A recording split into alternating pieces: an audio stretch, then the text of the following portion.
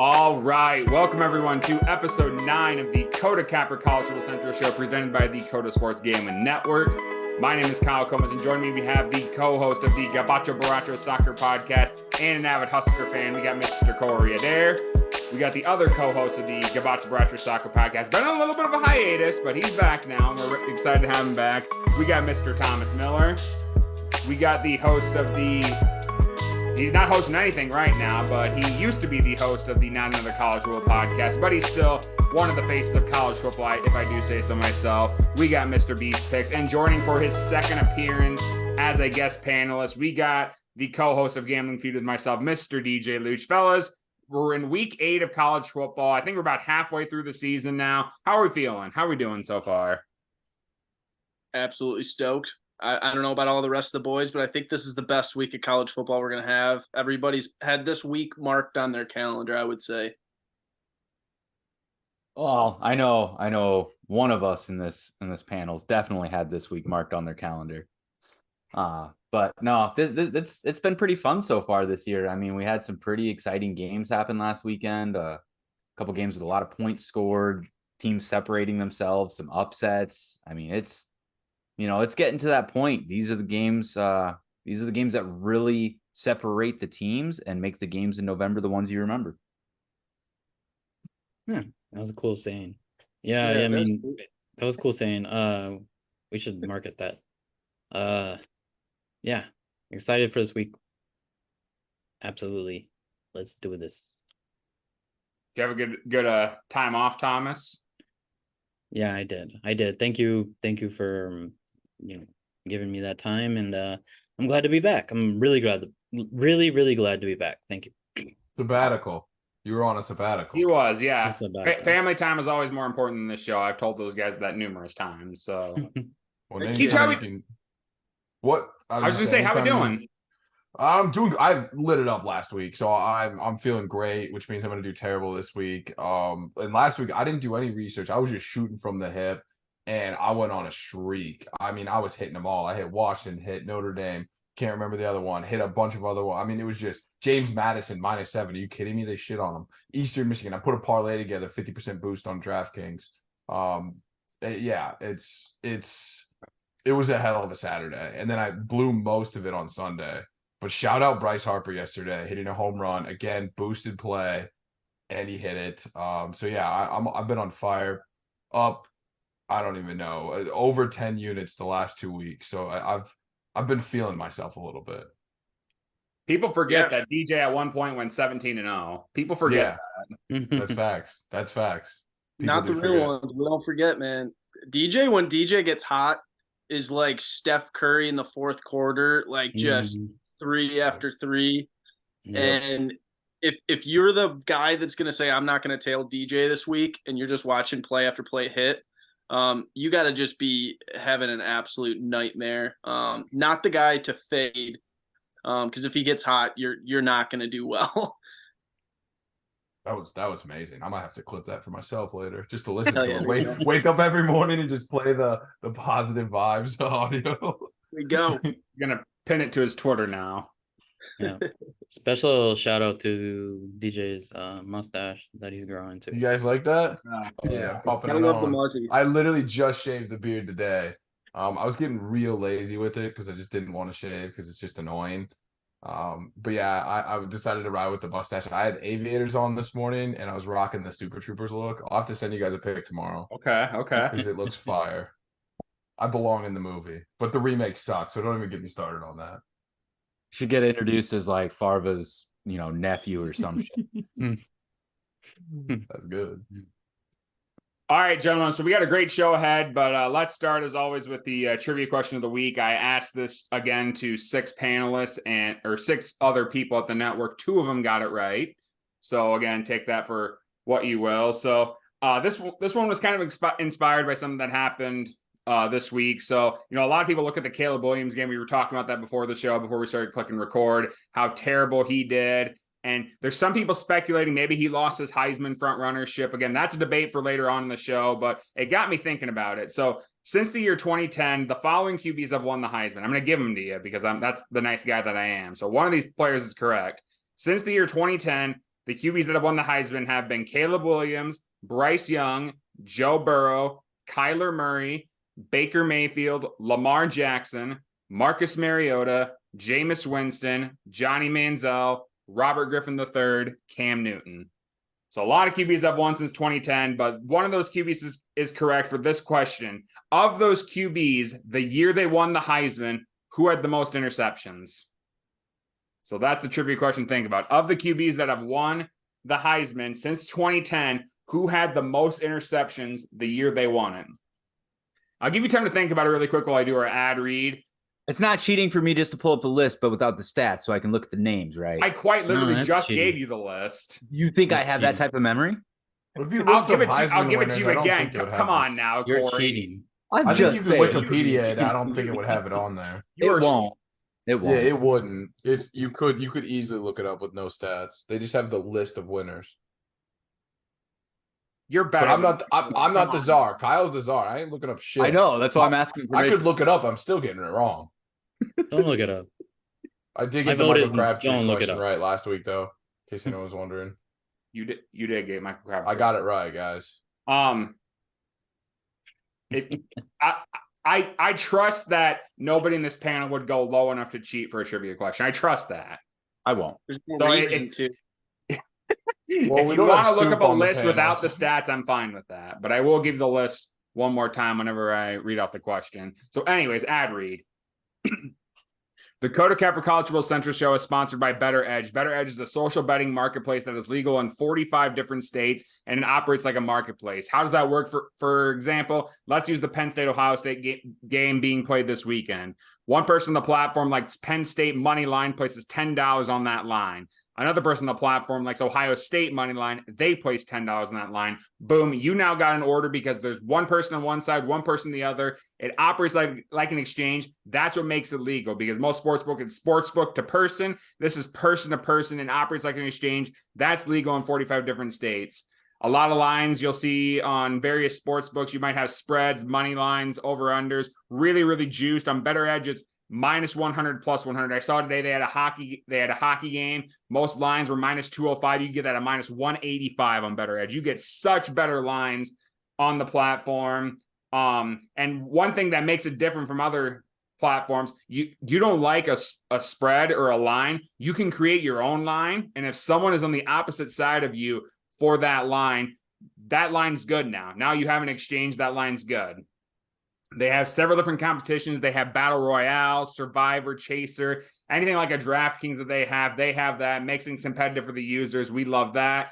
And one thing that's really cool about it is it incorporates social media. So you can have a following on Better Edge. You post your picks. People can fade you to make an order. People can ride with you as well. We love Better Edge here at the Kota Sports Gambling Network. Go to their website, www.betteredge.com. Use promo code Kyle, Corey, Thomas, Beast, DJ, any of those promo codes, you get $20 out of your account. I mean, that is free money. You put in $20, you get $20 back. www.betteredge.com and use promo code Kyle, Corey, Thomas, Beast, or DJ. So again, gentlemen, trivia question for this week. Of the QBs that have won the Heisman in the year 2010, who had the most interceptions that year? I'll give you the list one more time before I ask people. Caleb Williams, Bryce Young, Joe Burrow, Kyler Murray, Baker Mayfield, Lamar Jackson, Marcus Mariota, Jameis Winston, Johnny Manziel, Robert Griffin III, Cam Newton. Of those QBs, the year they won the Heisman, who had the most interceptions? Anybody want to go first, or I'm just going to choose somebody? Go ahead, Corey. Damn, you son of a bitch. You son of a- We'll go with famous Jameis, dude. That guy's an interception machine at the next level. Got to imagine he was an interception machine in college, too. Okay, sounds good. Thomas, who do you think it is? I mean, since Corey looked it up, I kind of want to go with him, but I'll go Johnny Football. Johnny Football? All right. Beast? Well, those were probably my top two picks because I think both those guys have that kind of I don't know, they just do wild shit sometimes. But to spread out our picks a little bit, because it just increases our chances of getting it. I mean, if we spread it out, we only got so many guys that won it. But I'm gonna go. let's go Marcus Mariota. For whatever reason, I think he might have he's thrown quite a few picks in his career, so we'll see. All right. And All right, DJ. Kyle, take off those three. What are the other options I have? Because I kind of was leaning on all of those ones. Not Mariota, I guess. Well, no. Do you want me to read it to you? Just the non-listed ones, the Okay. ones that they did not say. Caleb Williams, Bryce Young, Joe Burrow, Kyler Murray, Baker Mayfield, Lamar Jackson, Robert Griffin III, Cam Newton. Let's go Robert Griffin Jr., Robert Griffin III. Okay. RG3. Sounds good. So the year this QB won the Heisman, he had 10 interceptions. He won the Heisman because he had 40 total touchdowns. And there might be some cheating allegations going on. We'll see, but it was Jameis Winston. I would have chosen him. We all would have chosen him if we didn't. You want me to share my screen right now? I still have it pulled up. I can share the screen. I trust you, but there's some cheating allegations thrown out already. So if we would have all submitted it all alone, we would have all said Jameis. So we all win. Yeah. We just can't all piggyback off you. That's lame. Yeah. Well, and if I'm gonna guest appear on the show, we're not being lame. That's a fact. 100%. I'm doing something. I mean, one of us had to get it because we spread it out between 4 guys. I don't know how many players total that we just named. Was it like 8 or 10? I think it was like 11 or 12. Yeah. Okay, so I mean, we essentially had like at least probably 30 to 40% of the board knocked out. Like full disclosure, in my defense, I really didn't remember the whole list. I that's why I asked if I could look it up. And the first name that popped out was Johnny Football. So I was thinking that, and I knew I needed to hear the list again. I just needed to look at the list. And then I saw Jameis and I was like, oh, yeah, that's him. Yeah, I thought it was Johnny Football because of, high football IQ. But I mean, Jameis makes sense. I mean, we've seen how he played in the pros and not great. I mean, the fact he only threw 10 in college in that year is actually kind of impressive when you think about Jameis's numbers. Like, yeah. I will say though, if I said who had the second most interceptions, you all would have been wrong. Lamar Jackson had 9 the year he won the Heisman. Ooh, yeah. Low football IQ. Thanks. All right, well, nicely done, Corey. I think that's 2 in a row for you. Yeah, we're doing all right. Yeah, you got Crabtree last week, so I think that's 2 in a row for you. So very good, gentlemen. Well, we're really quick before we get into our Week 8 snake draft. Let's really quick talk about Week 7 and just the craziness that happened in Week 7. A lot of crazy games happened. I'm going to go first merely for the fact that I don't think what I'm going to say is what you guys have for something that highlighted you, because this is a game I guarantee none of you watched. Maybe Beast because he's in Michigan, but Kent State, Eastern Michigan. The very first play of that game, Kent State tried to surprise Eastern Michigan, onside kicked it. Eastern Michigan saw it coming the entire way, took it to the house for a touchdown. It might have, if that doesn't show you how bad Kent State is in a play, I don't know what else does. Kent State is horrible. They tried to get some momentum going, playing a bad Eastern Michigan team, and even Eastern Michigan saw that coming and returned it to the house. I just think that was an absolute yes, Corey. I didn't watch the game, but my cousin did send it to me for reasons. Oh, what does that mean? Making fun of the Northwestern game last year. Okay. We're traumatized. Yeah, when you guys had all the momentum and then you onside kicked it. And yeah. So I didn't watch the game money that day. Yeah, lost me money too. I didn't watch it, but he definitely sent it to me. So I saw that Kent State tried to do some random onside and it just backfired horribly. I actually knew that play was going to happen, so I bet Eastern Michigan -7. I bet Kent State's team total under, and that happened as well. So I think we all won money on that game. There we go. Good work, everybody. Work. That is like Maction at its finest. That is something that really is. You'd expect that to happen in like the Tuesday, Wednesday Maction game. Just because nothing makes sense in that conference. I will say before we go on to the next person, we got a really good Maction game this week with Toledo and Miami, Ohio. A really, really good. You took Miami, Ohio in the team draft 1 year early, DJ, because Miami, Ohio is decent this year. I blame B Russ. I don't know how it's his fault exactly, but he took Ohio, then I took Miami, Ohio. It has to be his fault at some point. I'm not taking any risk. I'm not going down for this. This ain't on me. Fair enough. It needs to be said that the Sun Belt is like actively trying to take away the Maction hype by having 3 games every Tuesday. Like we got 3 games going on right now. It's Tuesday. Yeah, I was gonna say afternoon. it's interesting. Conference USA is doing the same thing too. Yeah. I mean, all those conferences are taking notes from the MAC. If you want to get on ESPN, if you want to get major coverage, you got to not play when the major teams are playing. I mean, that's Right. just pure economics right there, supply and demand. Yeah. Well, two things on that. I mean, I let's put it this way: the Sun Belt, they're definitely a much better conference. So, people are probably going to eventually start to tune into that over the MAC, but the MAC has a soft spot in our hearts because they're the ones that started it. So, that's just kind of an interesting thing to watch there. But yeah, like DJ said, when you get a chance to play and there's nobody else playing, it's really, really important for your school to get that time slot. I don't know if I necessarily agree that the Sun Belt is better than the MAC. I think the top heavy teams that the Sun Belt has, yes, but as a whole, I don't know if I necessarily agree with that. You're saying like as a conference, like if the conferences were to match up against each other, the Sun Belt wouldn't just roll the MAC. The Is that what you're top saying? heavy teams would. I don't know about the bottom ones though. Oh, bro, the Sun Belt is built from top to bottom. Sun Belt is good. Yeah, I mean, the Sun Belt is so underrated.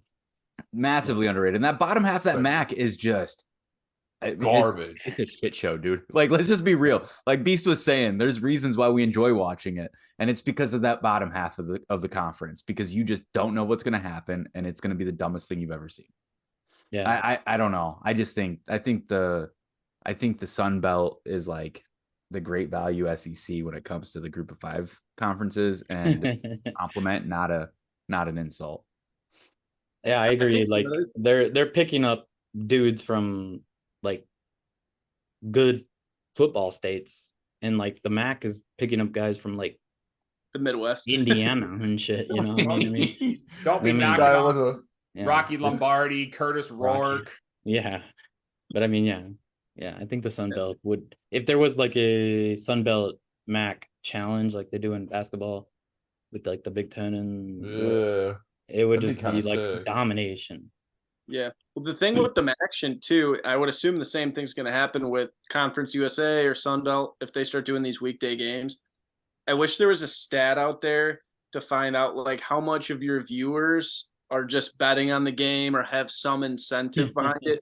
Because I got to be honest, there would be far less reason to watch an action game than like if you have money on that game. Like we all obviously are doing a show about gambling on college football, so we have some incentives on a lot of these action games, but like they'd be interesting to watch. But it's far more interesting when you have a bet on a Tuesday night on, you know what I mean, like Eastern Michigan and Kent State. Like I would imagine half of that percentage is at least, betting on something or have some incentive behind it, not just watching Eastern Michigan and Kent State for the fun of the game majority of the time.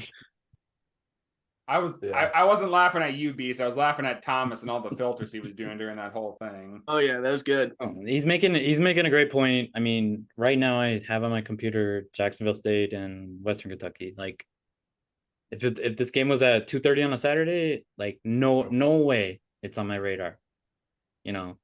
And I think the people that are watching it are the people that have put bets on it, like you said, and like the families of the players. That's really gotta be about it. I mean, even the alumni are probably not watching these games. Okay, enough talk about this. I didn't mean for that to turn into that whole big deal. Thomas, we're true degens. We just love Yeah. college football. Yeah, you cannot shit on the Sun Belt, Kyle. I just won't allow it. I'm not That's- shitting on the Sun Belt. I'm just saying I think that's a little crazy to think that. Never mind. Thomas got him right back Thomas, in. He wanted Thomas, to get out and Thomas, I brought him in. Thomas, what did you like about week 7? Last weekend? Yes. I mean, a lot of good games. We're really getting into it. Like, there's probably like eight Power 5 teams now that are undefeated, or maybe less, like 6. Like every conference kind of looks like it's like a slobber knocker, you know. I mean, there's 3 in the Big Ten East, but they're about to start playing each other. I'm sure we'll talk about that coming up. And then, I mean, yeah, it's really just it's like setting up, you know. I mean, we're in the middle of a 80 page book, and it's like really starting to get good. Good way to describe it. Yeah, well said. Beast, what about you? What stood out to you last week? The big games to me, obviously, I think a lot of people watched that Oregon and Washington game. Absolute dogfight. That was fun. I loved every second of that game. I know plenty of us had bets on that game. A lot of us had Oregon +3, so you had that push. Man, I really wanted that field goal to go in. I wanted to see what would happen. That game deserved overtime, but out of all the games, that was probably my favorite game of the week. And it just kind of showed us too, Washington's for real, and they're going to be coming for that Pac-12 championship, and potentially CFP. And if Penix Jr. keeps slinging the ball around, they're going to be dangerous. I know a lot of people kind of disrespect the Pac-12, but it's a really good conference this year, and if they can win out, that would be a very impressive resume, I would say. Okay, sounds good. Corey, what about you? What stood out to you last week? Yeah, didn't he come from Indiana? I mean, isn't this is Yeah, it's this like is a just 7th year. wild. Like this, I mean, yeah, he's a grad transfer. I was just throwing it out there because Indiana hasn't been good for a few years now, and to think that this kid just transfers from Indiana, was so in the Big Ten. I mean, not He bad. was good his first year. He lit it up his first Freshman year. year, he was decent. Yeah, but then He sucked his second year. He was so bad. And that's what I mean. A few years ago, Indiana had a good year. Yeah. Yeah. Iowa ruined him. Yeah, Iowa broke his ass. That's what we do, though. Yep. But my point is for him to just take a single season at Washington and just do the things he's doing. That's kind of insane. It's crazy to watch. It really shows how much fit, scheme, and coaching matter in college football. You know, that's one of the reasons why I love college football, because coaching matters so much more. Can I add one piece to that, Corey? Because I think you're on a great route here. I didn't realize until lately how much a receiver room matters in college football. Because Washington has a phenomenal receiving room, and you can make a bad quarterback actually look relatively competent in a good receiver room. And I think maybe that's, the reason why Ohio State quarterbacks haven't done as well, in transition to the NFL. So they've always had great receiving rooms. But man, there's some of these receivers just bail out. I mean, even that one Stanford guy who caught it on that dude's helmet, that was not a good throw. And dude just caught it on his helmet, pinned it on his helmet to like tie the game. Like, that's a receiver right there. So yeah, you know what's crazy about that kid though? He only had like 4 catches going into that game. I mean, that's a play. He just pulls it off Travis Hunter's head. Not him. Sorry, I had to do it. Massive collapse. That's the game I really wanted to talk about. That Friday night debacle. That was just incredible to watch. I could watch that game on replay 100 times and never get sick of it. And I could watch the post-game press conference from Dion after that game. Oh my God, was that beautiful, glorious. Love it. Love it. Ticking time bomb, as Pace said last week. But in all seriousness, it really did come down to them hyping themselves up and treating every game like an individual Super Bowl. I didn't get to say it last week, but I really wanted to. Your mindset as a team is way off when you go and have to take a game-winning field goal to beat a terrible Arizona State team. And instead of taking that lump and going to the locker room and saying, we should have won this by 17, we need to get to film. Instead of doing that, going and taunting the student section, that shows where your head's at. You shouldn't be proud of that win. You should be looking at it as an opportunity to get better. And you knew it was going to come back to haunt Colorado, and I'm here for it.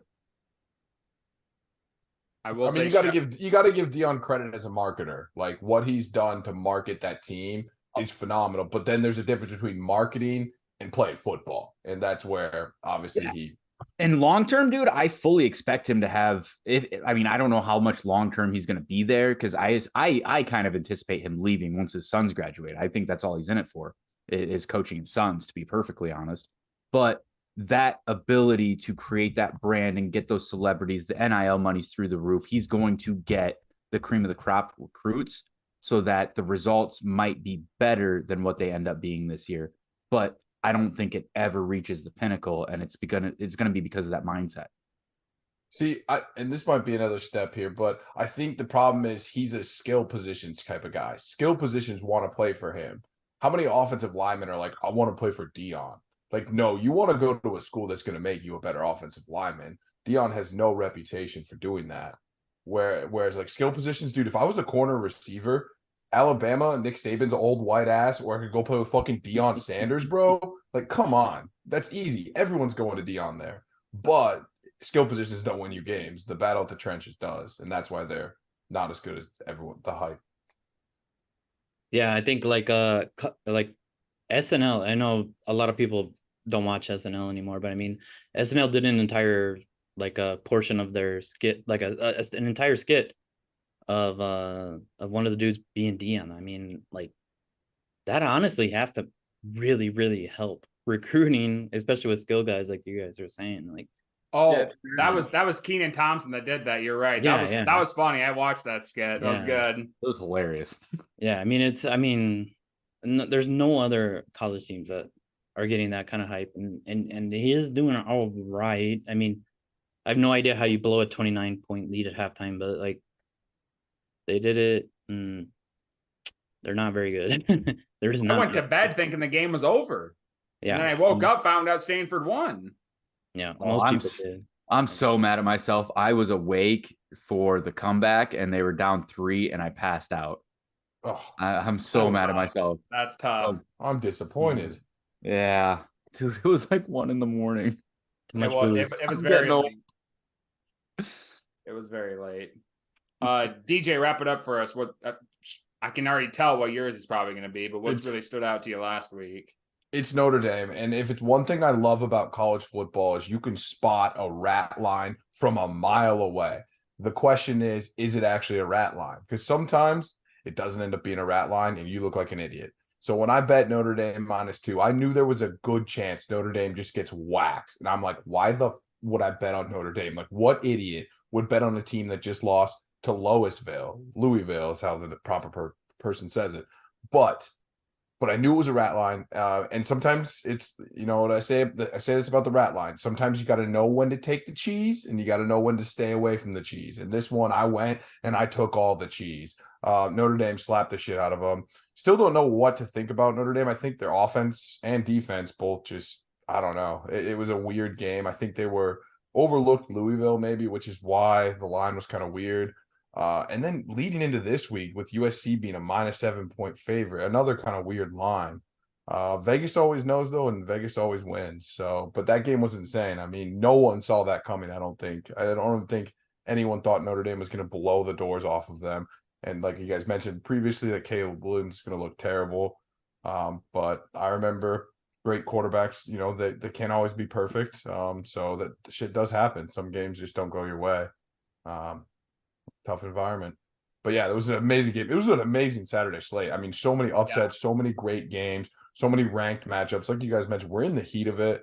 NFL, college football, everything. We got MLB postseason. I mean, the world is at our hands right now, and it is awesome to watch. Yeah. Shout out YouTube multi-view, by the way. Yeah. Shout out, no free shout outs. No free shout outs. That's exactly right. Before we move on, fellas, I want to pose the question to you guys and just if you guys want to give your opinion on it. So some people are saying it, some people think it's crazy to say that. I just want you guys' opinion. Do you think that Caleb Williams lost his Heisman front runnership with this game, or do you still think he's the front runner? I'll go first here. I think that first off, the Heisman's kind of messed up because it goes to the best player on the best team. So them losing a game can hurt him, but they could still win the Pac-12. And if they can still win the Pac-12, he still has a shot. 100% has a chance. Easy. But it does go to the best player on the best team. So as long as he's able to make the college football playoffs, I think he'll be fine. Or at least win the Pac-12, he'll be fine. I don't think it hurts his chances that much because as long as USC can now, if they lose to Utah this week, whole different. He's screwed. He's not going to win it. No chance. Okay. What else? I think I think he's screwed. But it's probably not his fault. I mean, like Notre Dame was in his face every single freaking snap, dude. I mean, he's just not going to be able to put up numbers.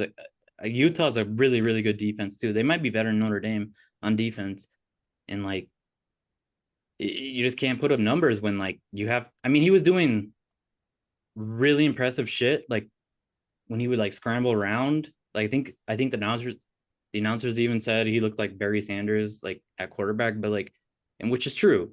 He was like dodging dudes, but like, I mean, USC's offensive line cannot block. Like, so I think I think it's over for him. I mean, because they always compare what he did last season to when that's why there hasn't been a repeat Heisman winner.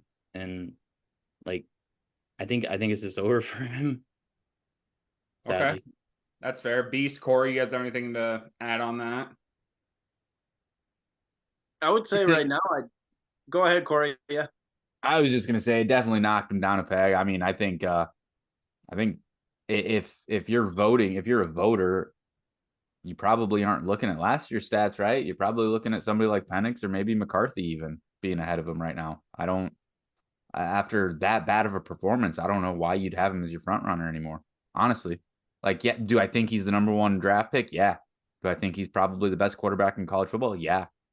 But does that mean Heisman? No, it's based off of the season. So, I think if you go look at JJ's numbers and the way that Michigan's been playing, I don't know how you don't give it to him over Caleb Williams right now. And I hate saying it. Hate it.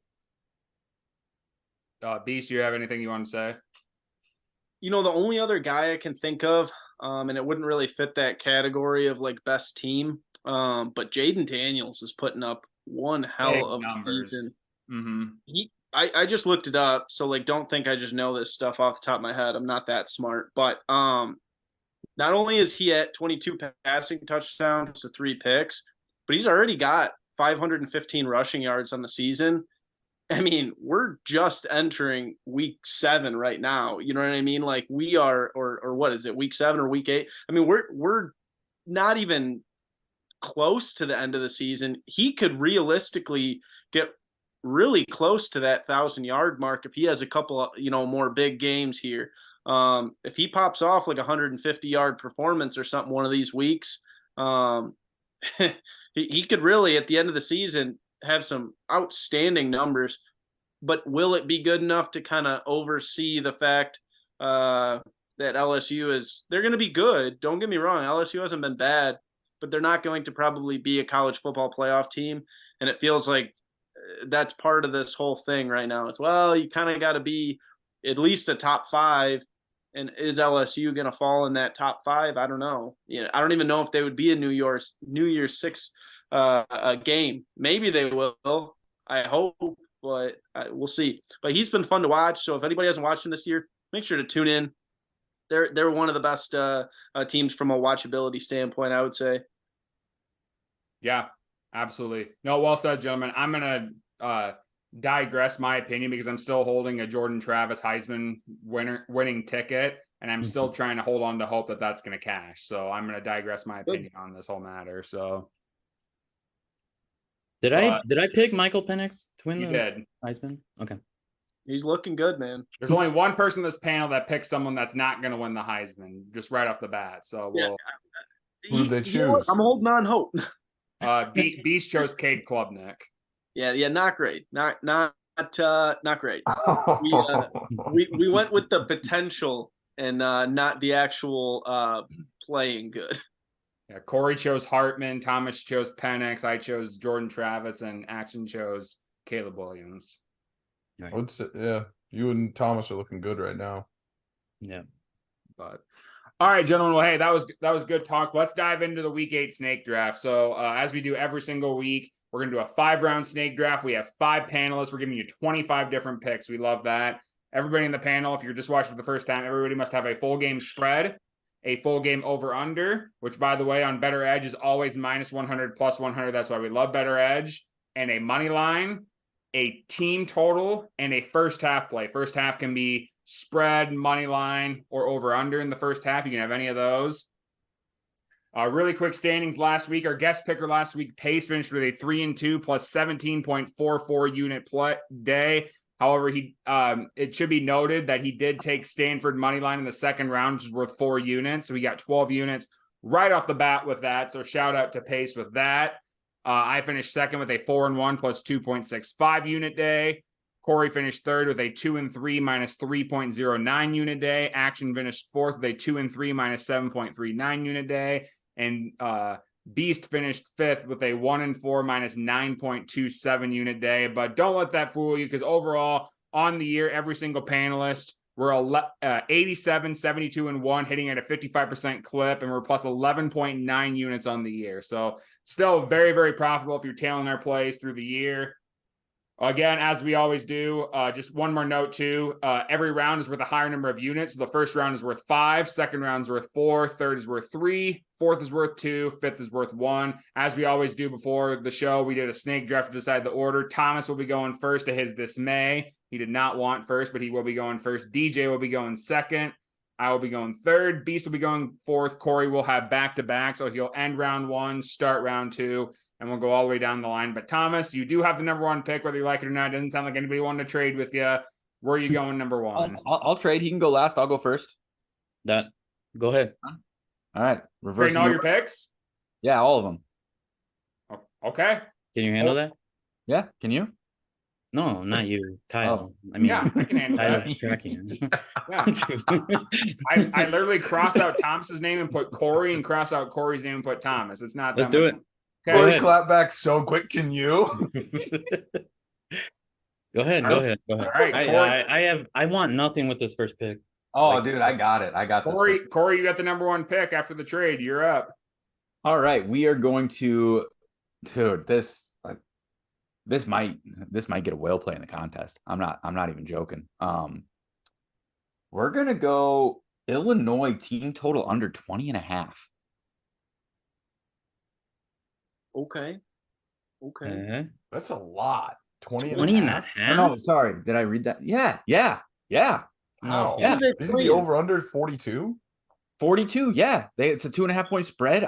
Dude, that's what yeah, exactly. You guys are all on the same page as me. Illinois team total under 20.5. It's at minus 130. I don't ask me why. I don't understand it. Here's Illinois' point totals over the last 5 games. 27 against Maryland, 7 against Nebraska, 19 against Purdue, 23 against FAU, and 13 against Penn State. I mean, 20.5 against a good Wisconsin defense. I mean, this Wisconsin defense isn't your standard Wisconsin defense, but they're still good. They're not a good defense. They're not. Sorry to interject. They gave up 17 to Purdue, 13 to Rutgers, 15 to Iowa, 14 to Georgia Southern. I mean, they've only given up a bunch of points to Washington State. They have like 200 rushing yards to Iowa. And Illinois only runs it for 127, and they can't run it very well. Mm-hmm. And Altmaier's god awful. Like, he's bad. Like, really. I think you're getting the hook of that half point on the 20.5. Because if it was 20, it'd be a much different number. You know what I mean? Like, you could still have a 20-point game and you're still hitting. Yeah, I mean, I would love it at 21.5, but again, it's already a crazy number. Like, I don't know what we're doing here. I don't understand it. It just doesn't make any sense to me. They're scoring 17 max. This is crazy. Oh, Illinois over their team total is 20.5. Wisconsin's 21.5. I know they throw the ball a lot now, but I mean, but the quarterback broke his hand or his fingers or something. Yeah, Mordecai's out. Yeah, I mean, this is gonna be a Big Ten West grind it, gross, ugly game. Great pick. Yeah, I Corey, think you just assisted me perfectly with that pick. By the way, I love that pick. Good, great All pick, right. Corey. Yeah, good. I think everyone's kind of all around agreeing with you. But DJ, will go to you with your first round play, second pick overall. Yeah, so Corey really set me up here. I love the Wisconsin-Illinois under 42. As you guys mentioned, Mordecai is injured with the broken hand or whatever. This backup sucks. I looked at his stats. They're not good. He's not good. This Wisconsin offense hasn't been great all year. Now you're adding in a backup quarterback. Illinois defensively, they're okay. They're not great. They're not good. This is going to be such a gross game, and I'm so happy to use my first round pick on this under. I mean, Iowa, what was it, 15-6 or whatever? Like, gross. Like, that is so, like, this game can be a little better and a little cleaner than the Iowa Wisconsin game, and it's still this under is gonna hit by a mile. I mean, scoring points is gonna be difficult. Yeah, I love this under. I don't know why it's set so high. At least Iowa's over-unders have adjusted. I believe they're 32 this week. But you got a 42 over-under with two rough Big Ten West teams. Is there any way you can imagine the score being any higher than 24-17? There's no chance. Like, no chance. You're telling me that a team's going to score multiple touchdowns? How? I mean, seriously. West is so sick.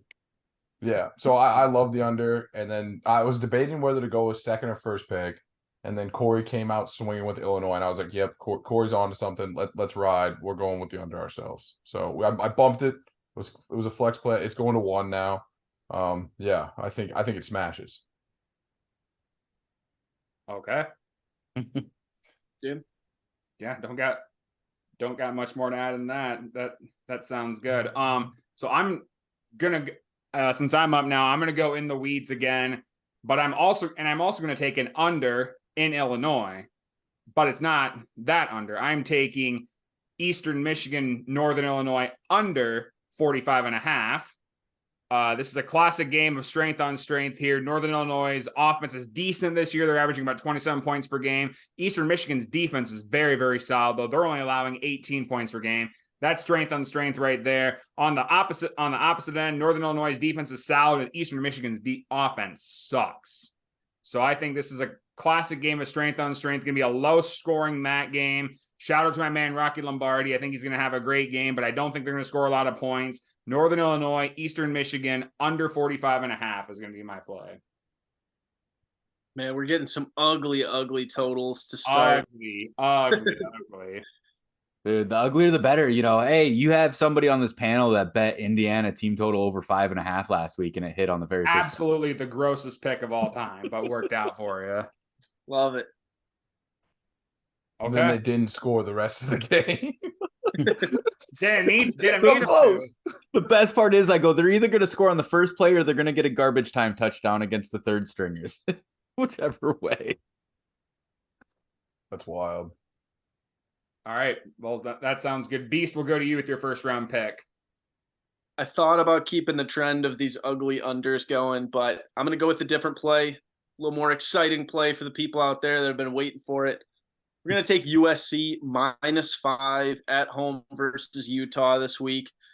We talked a lot about it. This was probably Caleb Williams' worst game of his career so far. As a whole, USC looked awful in that game against Notre Dame. And I'm a big believer in you take a team that's, down and out. And that's what USC is right now. They just, kind of got their asses kicked last week, if we're being honest. And this is a perfect spot to take them, really buy low.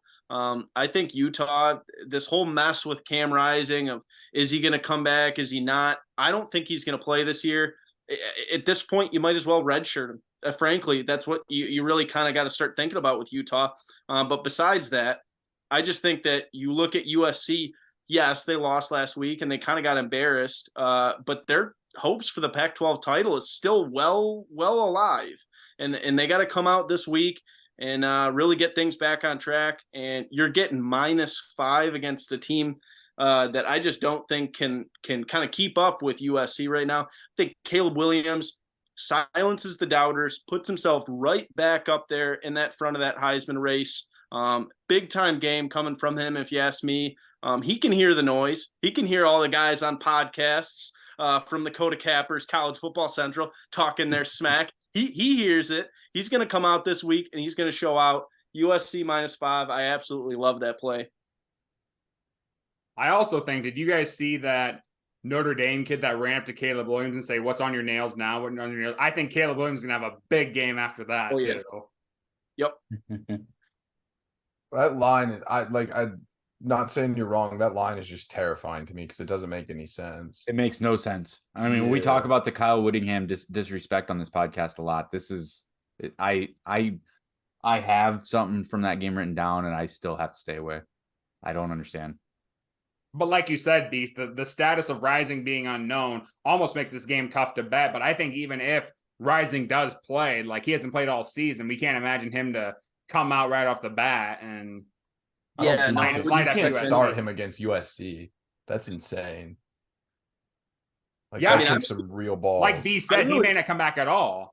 I really think they should redshirt him. If I'm being honest, like nobody's drafting him right now off of all this. He not only did he tear his ACL, but it was his MCL, I believe, or his meniscus. Like it was multiple ligaments. Like nobody's drafting him with all those risks. Or if they did, it's going to be late. He would serve himself better to redshirt and come back next year when they join the Big 12. Like, well, and with redshirt rules, who's to say that they don't just wait for him to get to be absolutely 100% and they play him in the last 4 games?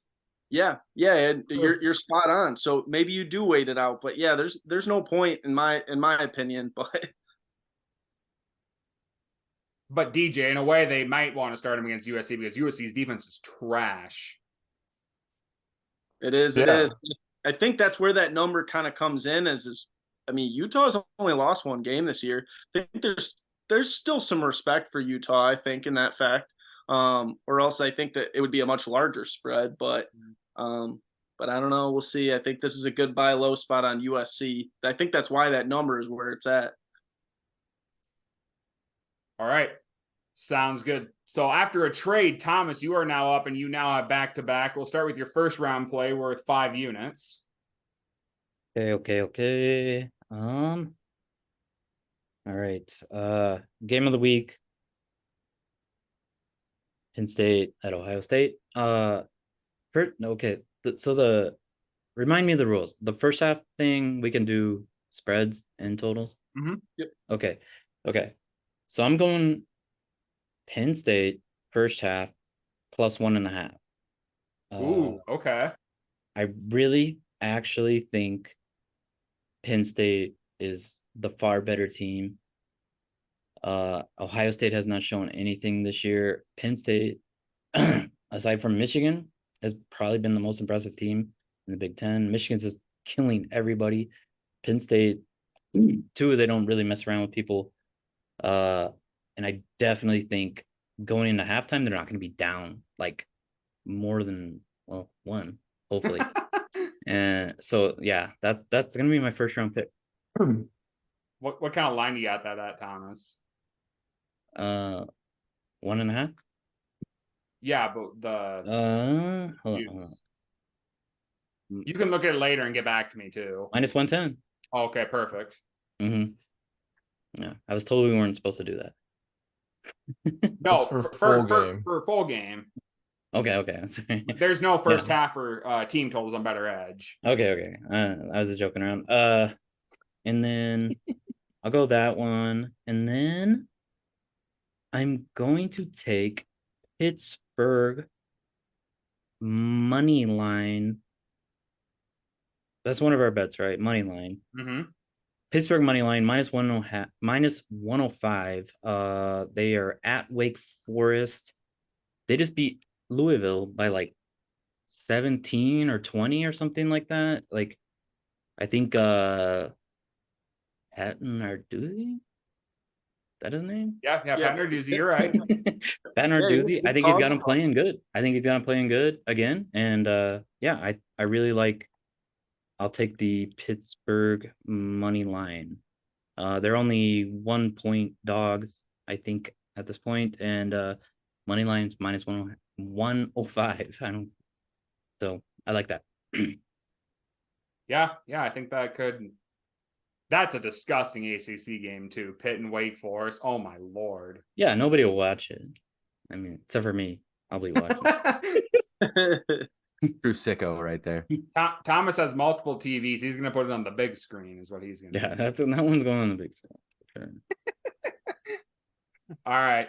Sounds good. Good couple plays there, Thomas. Penn State first half. That's an interesting one, but I wish you luck, sir. Beast, we will go on to you with your second round play worth 4 units.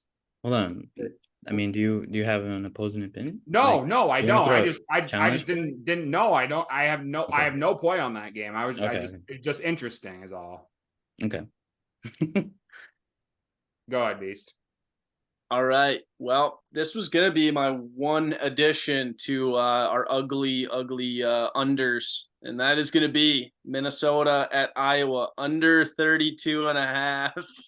God, that is such an awful number. But it feels like week in and week out, you're seeing totals like that out of these two teams.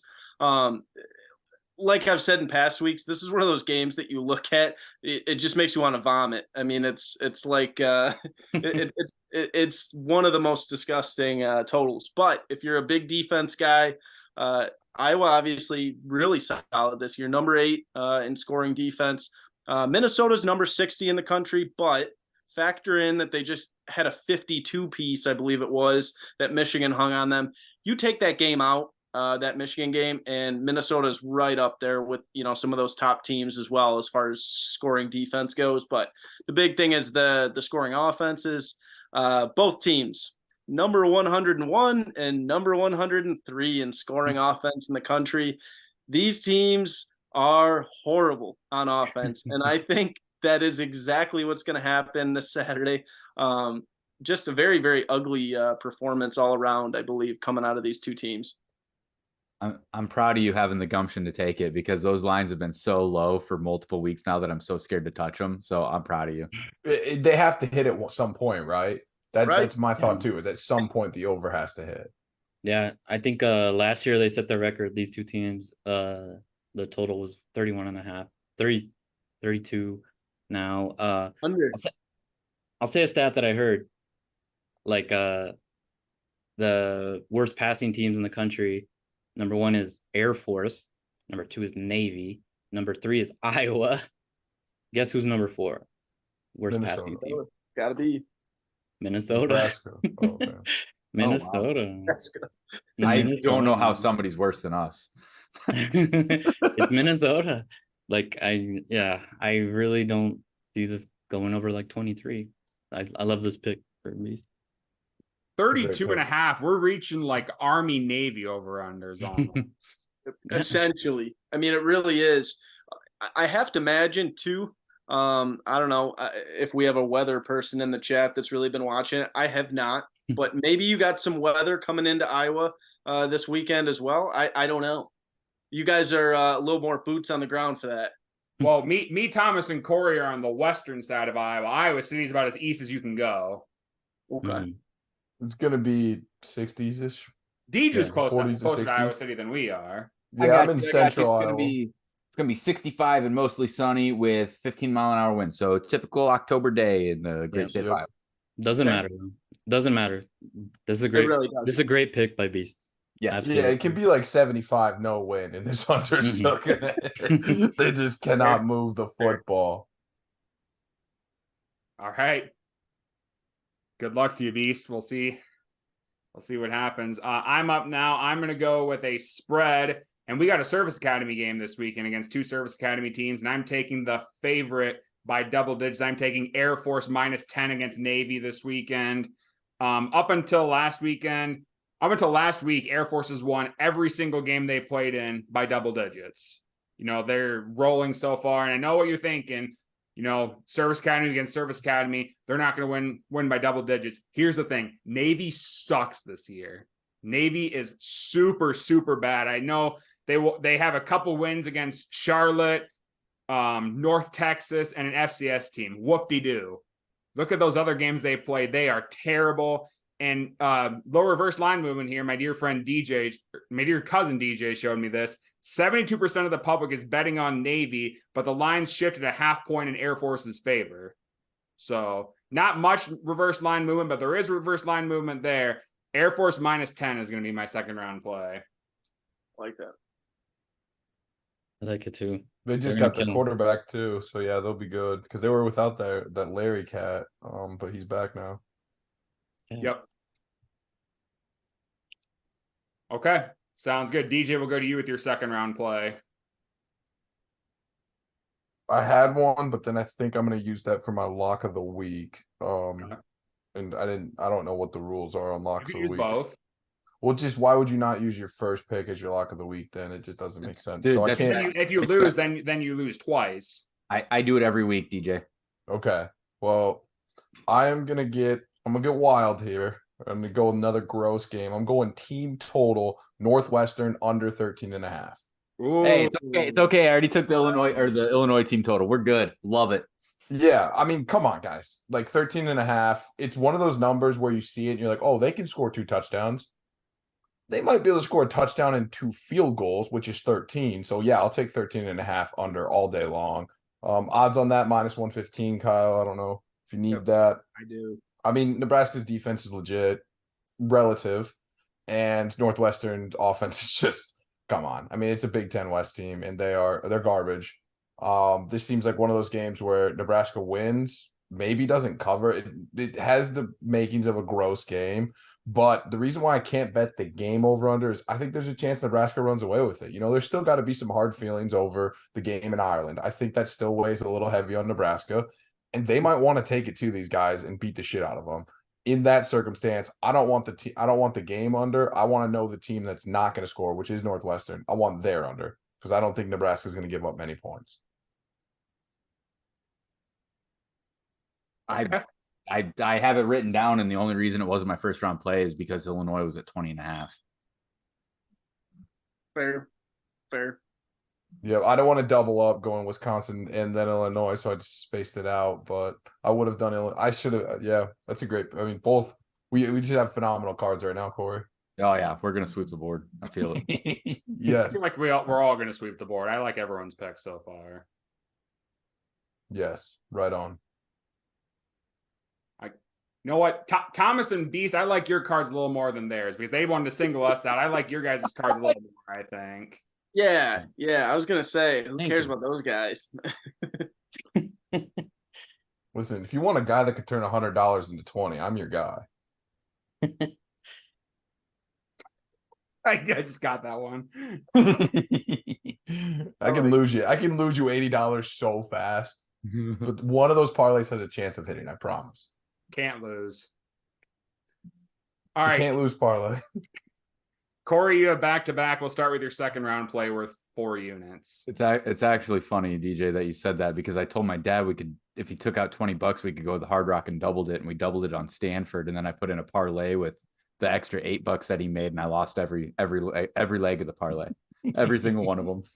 The inverse parlay would have hit. Oh, those are the worst and the best. You're like, damn, I was actually on fire there, just the wrong way. Yeah. Crazy. The sports books just love you so much. They're giving you all these bonuses. Yeah. Yep.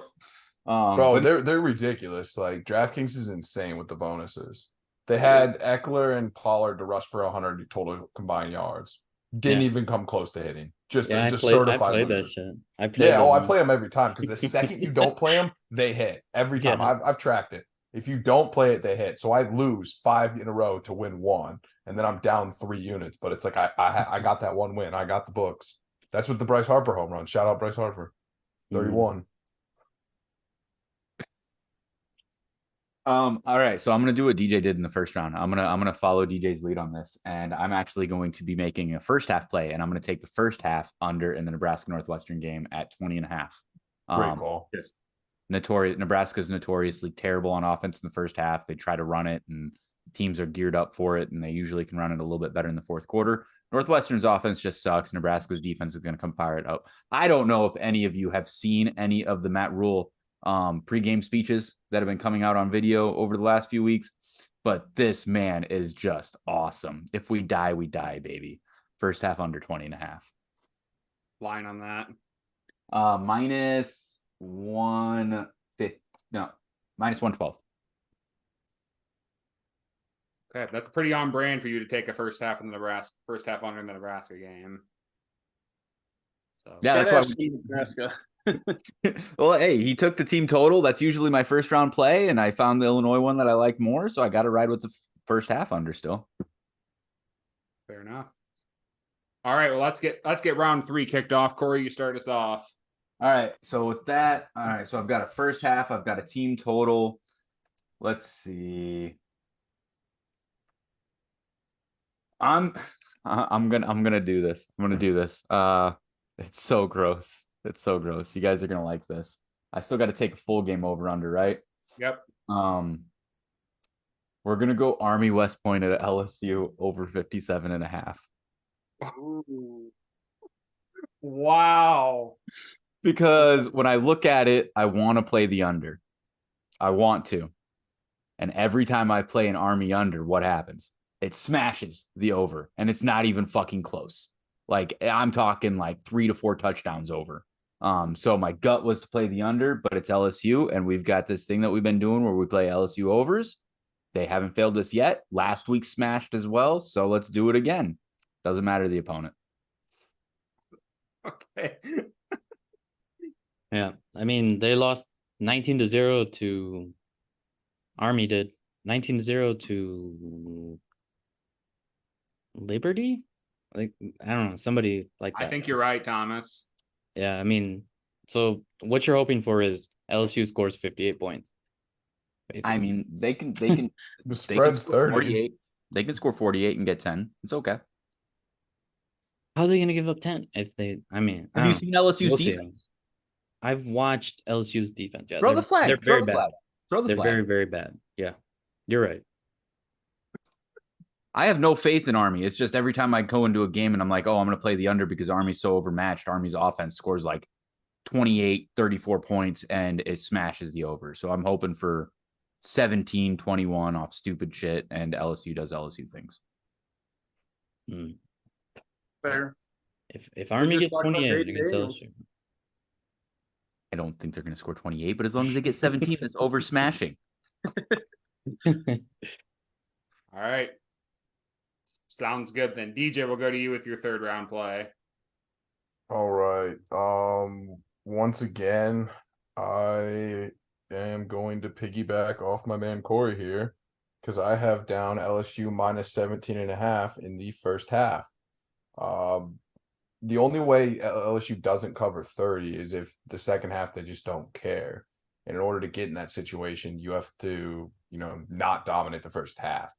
This is one of those where I think LSU comes out, takes care of business early. You're telling me they're up 3 touchdowns by the end of half, and that covers 17.5 by a mile. You think that's crazy? No way. I mean, come on. LSU is going to destroy them in the first half. What happens in the second half? I don't care. LSU is susceptible to giving up a lot of points on defense, but I don't know how well Army's offense or defense is going to be able to contain LSU's offense. I mean, Daniels has just been going stupid this year. No one's talking about him, as Beast mentioned. This is, LSU, Chip Kelly, or not Chip Kelly, geez. Fucking that goofball from Notre Dame. Brian Kelly, close to Chip Kelly. I feel like he knows how to coach his team in situations like this. He's like, hey guys, like we're better than this team, but we still got to show up and play. And so I think they'll show up, get the job done. Minus 17.5 at minus 112. Okay. I like it. Yeah. I like it. Yeah, they'll be murdering them. Yeah, I don't think they come out slow. Like, if anything, they end slow. But yeah, people forget I was big on Jaden Daniels the first season of the College Football Central Show. People forget that, but I don't. I never forget it. I was back when he was with Arizona State. Yes, sir. He was elite. Shout out Sun Devils. Absolutely. Herm Edwards.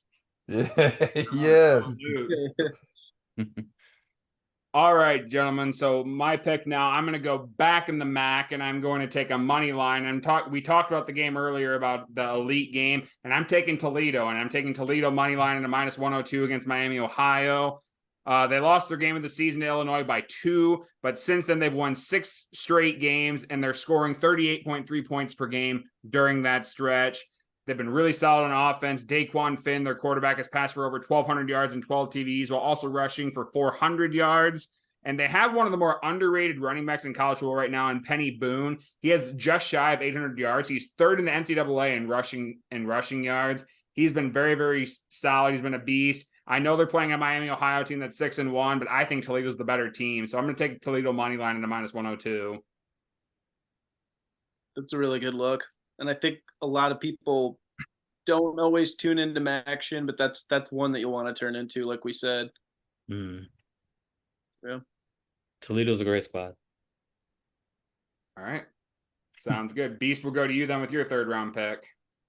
All right, sounds good. We're gonna stick with the money line idea here. I'm gonna go Tulsa money line -120 at home versus Rice. I believe this is a Thursday night game. It is. Yeah, so anybody out there that's looking for some Thursday action, this is your play. We're gonna go Tulsa money line, like I said, against teams not named Oklahoma and Washington. Tulsa is 3-1 this year. They're not that bad. I think they're not getting enough credit in this spot. They're getting the home field advantage. That matters. I have to say, too, Rice doesn't impress me all that much. They've had a couple ugly losses. They lost to USF in a pretty nasty loss.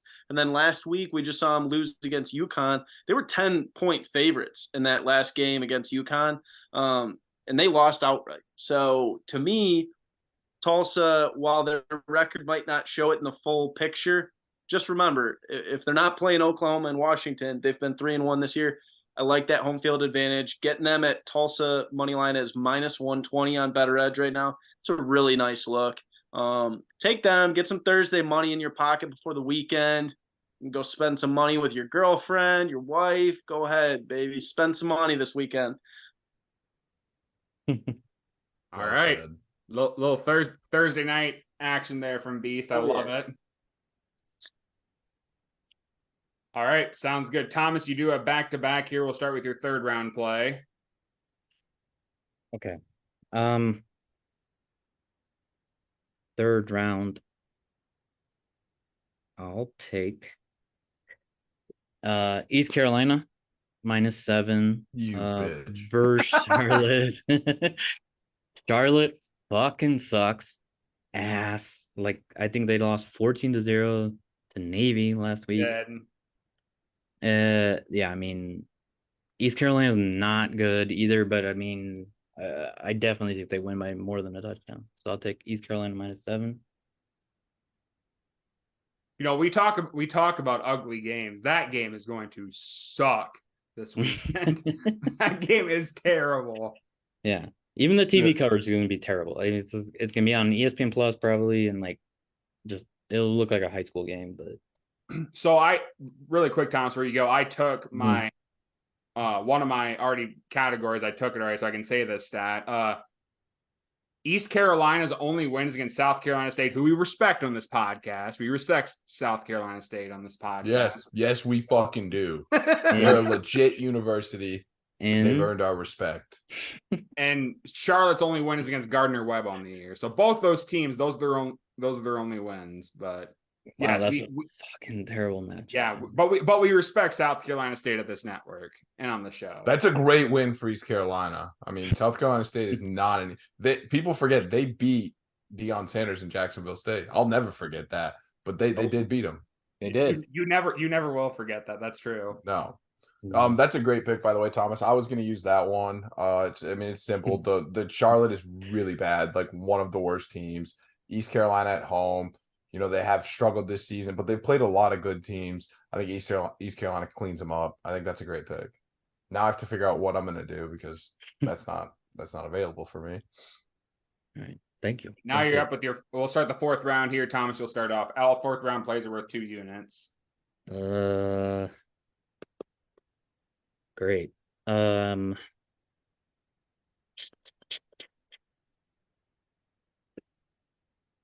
Let me see something real quick. I am between two. Okay, I'm gonna go Ole Miss at Auburn. Team total over 31.5. Ooh, okay. I just feel like this is gonna be a shootout. SEC this year is like they're pretty low on defense. I mean, excluding Bama kinda and Georgia kinda. I just think there's gonna be a lot of points scored, and I think yeah. Ole Miss team total 31.5. Over it. And what's the line on that? That is at 110. -110. Okay. All right. Sorry. Nope. That's all good.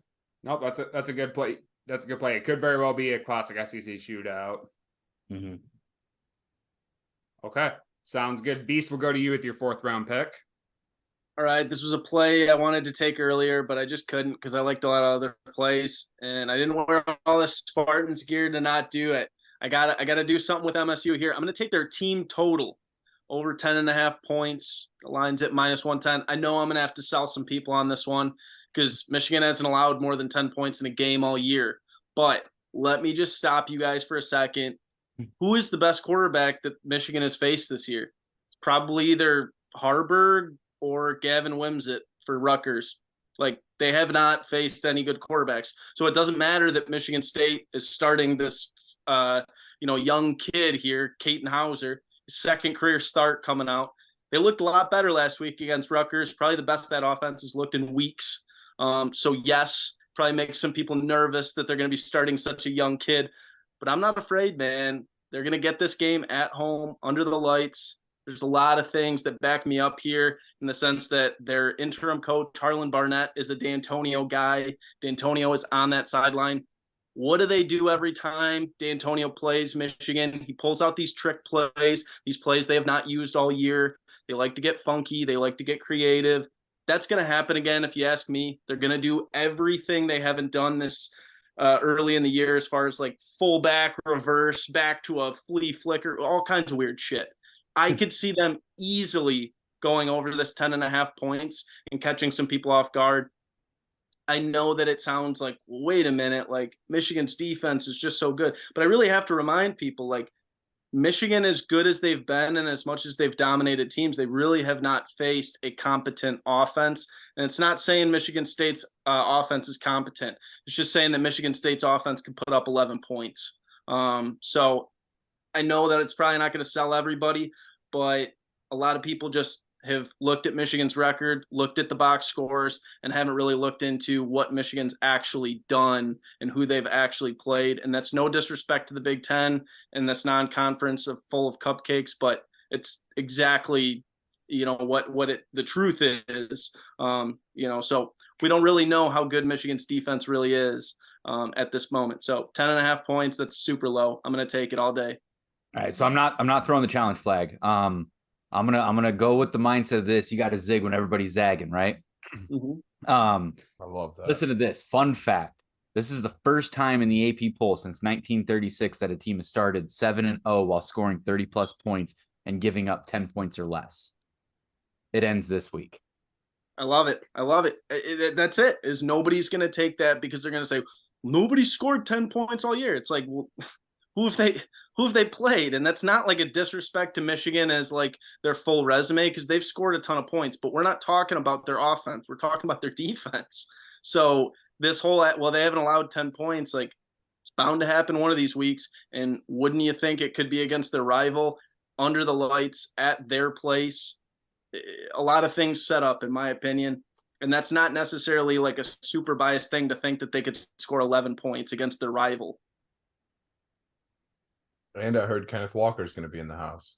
Hey, there you go, man. Did you actually hear that, DJ? Or you just No, I 100% just made that up. Fair enough. They might as well bring in everybody. Yeah, he better not be there because he's on my fantasy team. I need him locked in for this week. We got a gritty matchup coming up. I love it. Nope, good pick. I didn't know what I thought about the play, but you sold me with that explanation. So very nicely done, Beast. If I remember, I will ride. I'm not going to bet it now. That's way too early. But if I remember, I will ride. Hey, it might drop with how much the public is going to just. I'm serious. There really is a big box score thing. They haven't faced a quarterback this year, and it's not to say Michigan State has a quarterback, but like those numbers are a little bit deceiving on defense. We can't lie to ourselves here. Making a lot of good points. Yeah. Mm-hmm. That sounds good. So I'm up now. Thomas talked about this game already, and I have a play on this game as well. I'm going to go to Ole Miss Auburn. I'm going to take Ole Miss first half -3.5. I can get that at a -110. Rebels usually start out a way to get hot in the first half. Out of their 7 games they played, they've led 4 by at least a touchdown going into halftime. Auburn hasn't looked great this year. They got a win over Samford and UMass, but they're 0-3 in conference play. So Peyton Thorne struggled offensively. I think Dart's going to dice up that defense. I like Ole Miss a lot in this game, and I think they're going to be up by a touchdown in the first half. So I like Ole Miss. First half -3.5. I can get that at -110. Like that. I really do. That is where I'm Me going to too. go. Thank you. DJ, we'll go to you with your 4th round play. All right. I'm gonna do what I did last time I was on. If you guys weren't aware, last time I was on, I dominated. Would have got first, but I used the worst first pick of all time. I don't know what the fuck I was thinking. It's my first time on. I was a rookie. But my strategy was you always use your money line play with your second to last pick. So you get 2 units on it, not just one. I'm riding with the Penn State Nittany Lions +154, 2 units. Let's ride. If there's going to be an upset, why not there? I think Ohio State's fraudulent. And I think Penn State is a little underrated. Even last week, like they played a shitty team, but they just kicked the shit out of them. Like that's how you know the team's locked in. Like those are games where you can kind of half-ass. I mean, we saw Texas do that this year when they half-assed the game and barely found a way to win against Rice, was it? I believe. It's like good teams find a way to win, just destroy those teams. And I think Penn State's got a little chip on their shoulder. It's been a while for that. I don't know when the last time they've beaten Ohio State is. Maybe Saquon years. I don't even probably. Yeah, I don't even know because Ohio State was good then too, though. So I don't even know if it was those. But yeah, Penn State's wanted this for a while. I know it's at Ohio State. That's tough, but I think this team's ready, and I think Ohio State's fake. Honestly, I do. I mean, they struggled against Maryland when they played them. Maryland's decent, but I think Penn State's gonna compete and at least have a chance of winning. I'm not saying they're going to win, but I think they have a solid chance to win. So I love them at +154. And I will say, and I think Corey's in the same boat as me. The only reason I defend Ohio State is I took them first round in the team draft. That's the only reason fair. I've been defending Ohio State. The Fair. only reason. I think Corey took them in the first round too, if I remember correctly. Yeah, but it's also because I just absolutely fucking loathe Michigan. like, I mean, Reach. Join the club. Everyone. There's plenty of room. yep. Yeah, I think Penn State's 6-0 ATS. I really think they're better than Ohio State. Yeah, It's the and game you're of the getting week. plus money. And I really think they're gonna win. Even I don't care where it's at, you know what I mean? Well, and all They're the gonna people win. say too, like they defend like Kyle McCord is like playing decent. Kyle McCord's playing decent because he has Marvin Harrison Jr. A lot of QBs can look decent with him as a receiver. Yeah. Yeah. I could throw to him. Purdue was going man to man on him. I mean, like seriously, like Penn State's gonna have a plan for him. Penn State's always kind of come up short since the scandal that we won't talk about. But like I mean Some things happened. That's all that needs to be said. some stuff happened and it came out. But like No one cared about it when they were winning games. All of a sudden they start losing games. And everyone's got to focus on it. Yeah. I mean since it is the game of the week, like that's my opinion too. Like I really think Penn State money line is a great pick. I think they're Thank you. I love it too. Okay. Sounds good. So let's end round 4 and start round 5. Corey, looks like you need a spread and a money line here. So Yep, I think I just stumbled across my money line. I'll save that for a 1 unit play. I do the ops. I kind of the same thinking as DJ, but I use the one unit and take an upset and try to get the value there. For I think what is it, a spread? I have a spread left to play. yep. I'm starting to really believe in this team. It's a gross line. I'm all about the gross lines this week. I'm going to take Rutgers -5 against Indiana. Yes. Indiana is so trash, and Rutgers is playing Shiano ball. This is like this team, dude. Rutgers, I don't know if any of you have actually sat down and watched any of their games. I know Beast watched the game last week, and that weather just screwed my unders. But Yeah.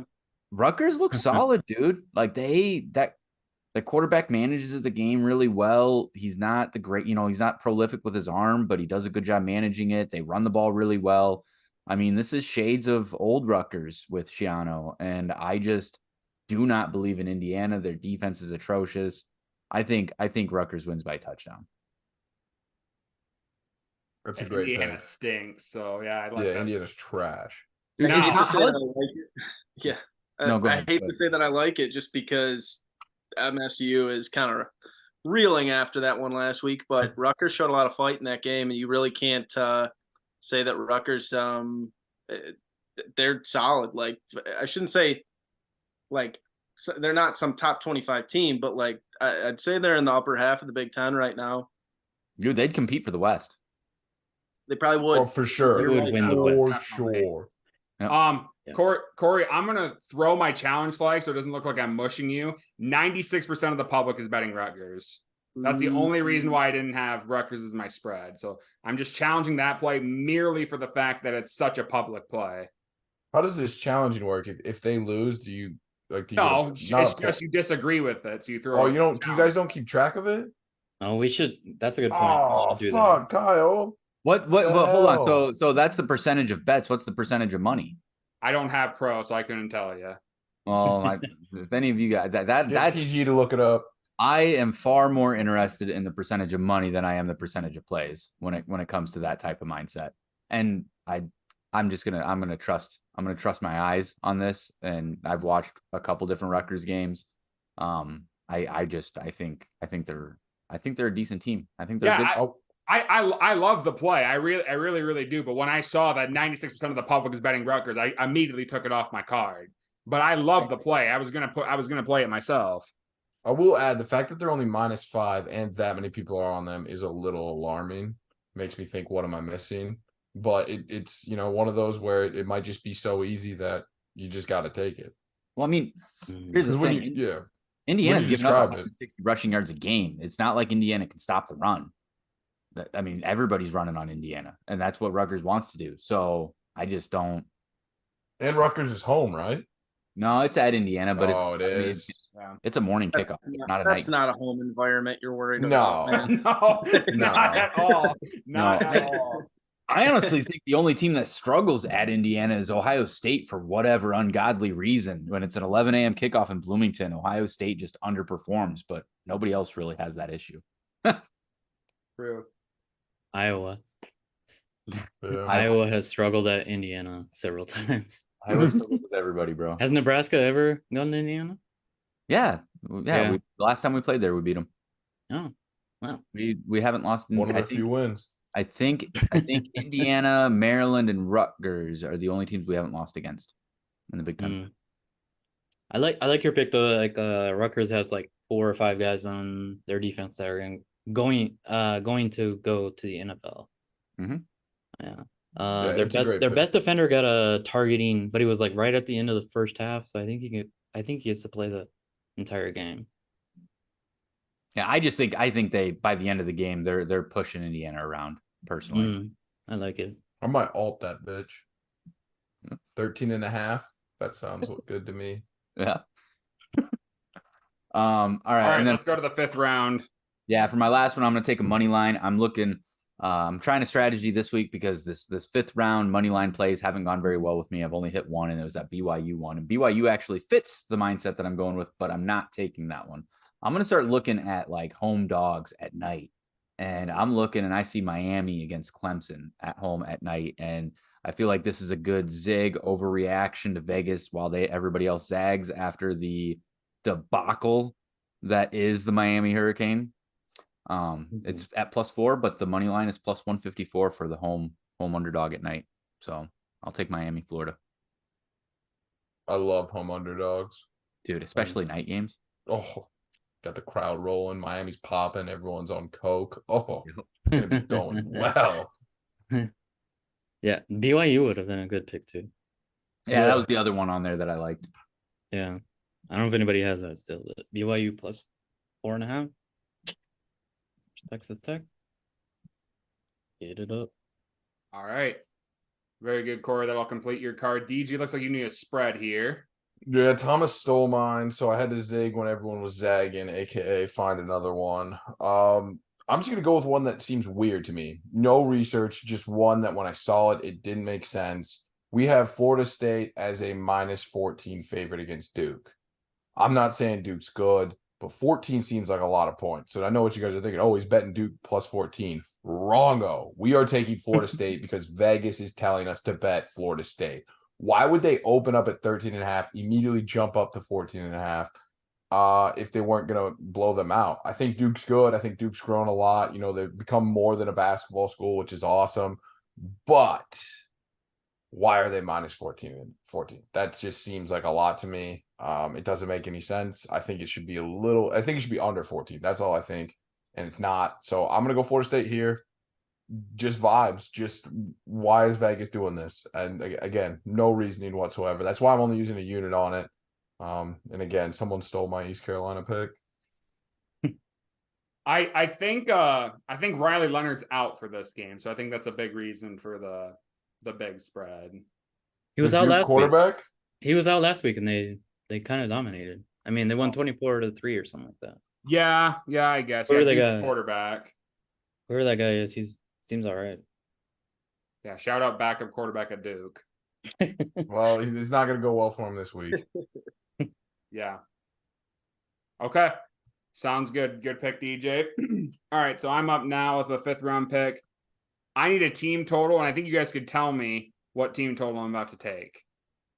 Penn State team total under 18.5, minus 115.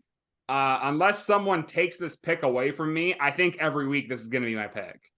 Penn State is so bad offensively. In fact, they're not. That's just not an opinion. That's fact. They're statistically the worst in the country in points per game and yards per game. They are horrible offensively. Now, I know they're playing Buffalo. Buffalo stinks, but you mean to tell me that a Kent State team that hasn't scored more than 17 points is going to put up 19? No shot. No shot. I can get that at minus 115 on DraftKings. I'm doing it every week until the wheels fall off. Kent State team total under 18.5. I have to respect the grind, man. Sometimes you just got to continue fading a team. You're right, until the wheels fall off. Yep. Yeah. I'm all about that mindset. Mm-hmm. Yeah, Corey knows a thing or two about that.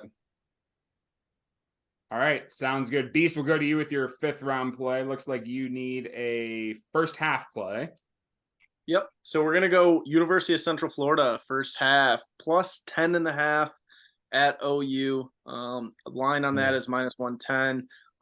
Listen, I mean, we're all pretty aware Oklahoma's really solid this year, but UCF, I think they can hang around in this game specifically because our boy John Reese Plumlee is back. Gotta love that guy. One of the more fun players in college football to watch, if anybody's watched in the last couple of years. Two-sport athlete. People forget, baseball player too. But I just love that UCF team when he's playing. I think they could keep this game within 10. That's a very doable ask. Even if this game gets out of hand in the second half, can they keep it within 10? I think they can. And my quote that I'll kind of leave you guys with, it's either the most douchebag thing I've ever heard in my life or it's really cool. And that's that John Reese Plumlee in his interview, he goes, quote unquote, "I'm excited to execute at a high level." It's like, that's either the most douchebag thing I've ever heard in my life or that's kind of electric. And like, I'm super pumped to hear that this guy thinks he's going to execute at a high level. It's like a real football guy kind of thing to say. I like it. Yeah, well said. I like that. I like UCF full game too, plus 18.5. I think they keep it kind of close. Thank God PG ain't here. Well, we got Kyle too. He's an Oklahoma guy, but I think people forget that, Beast. People forget. You're absolutely right. People always say like they dish on Oklahoma. Sorry, PG. God damn it, I'm an Oklahoma fan too. Hey, well, hold up. Let's be real about this real quick. PG had if Oklahoma gets beat or let's say Oklahoma gets beat by UCF, but then Iowa wins Floyd of Rosedale. PG doesn't have Iowa to fall back on.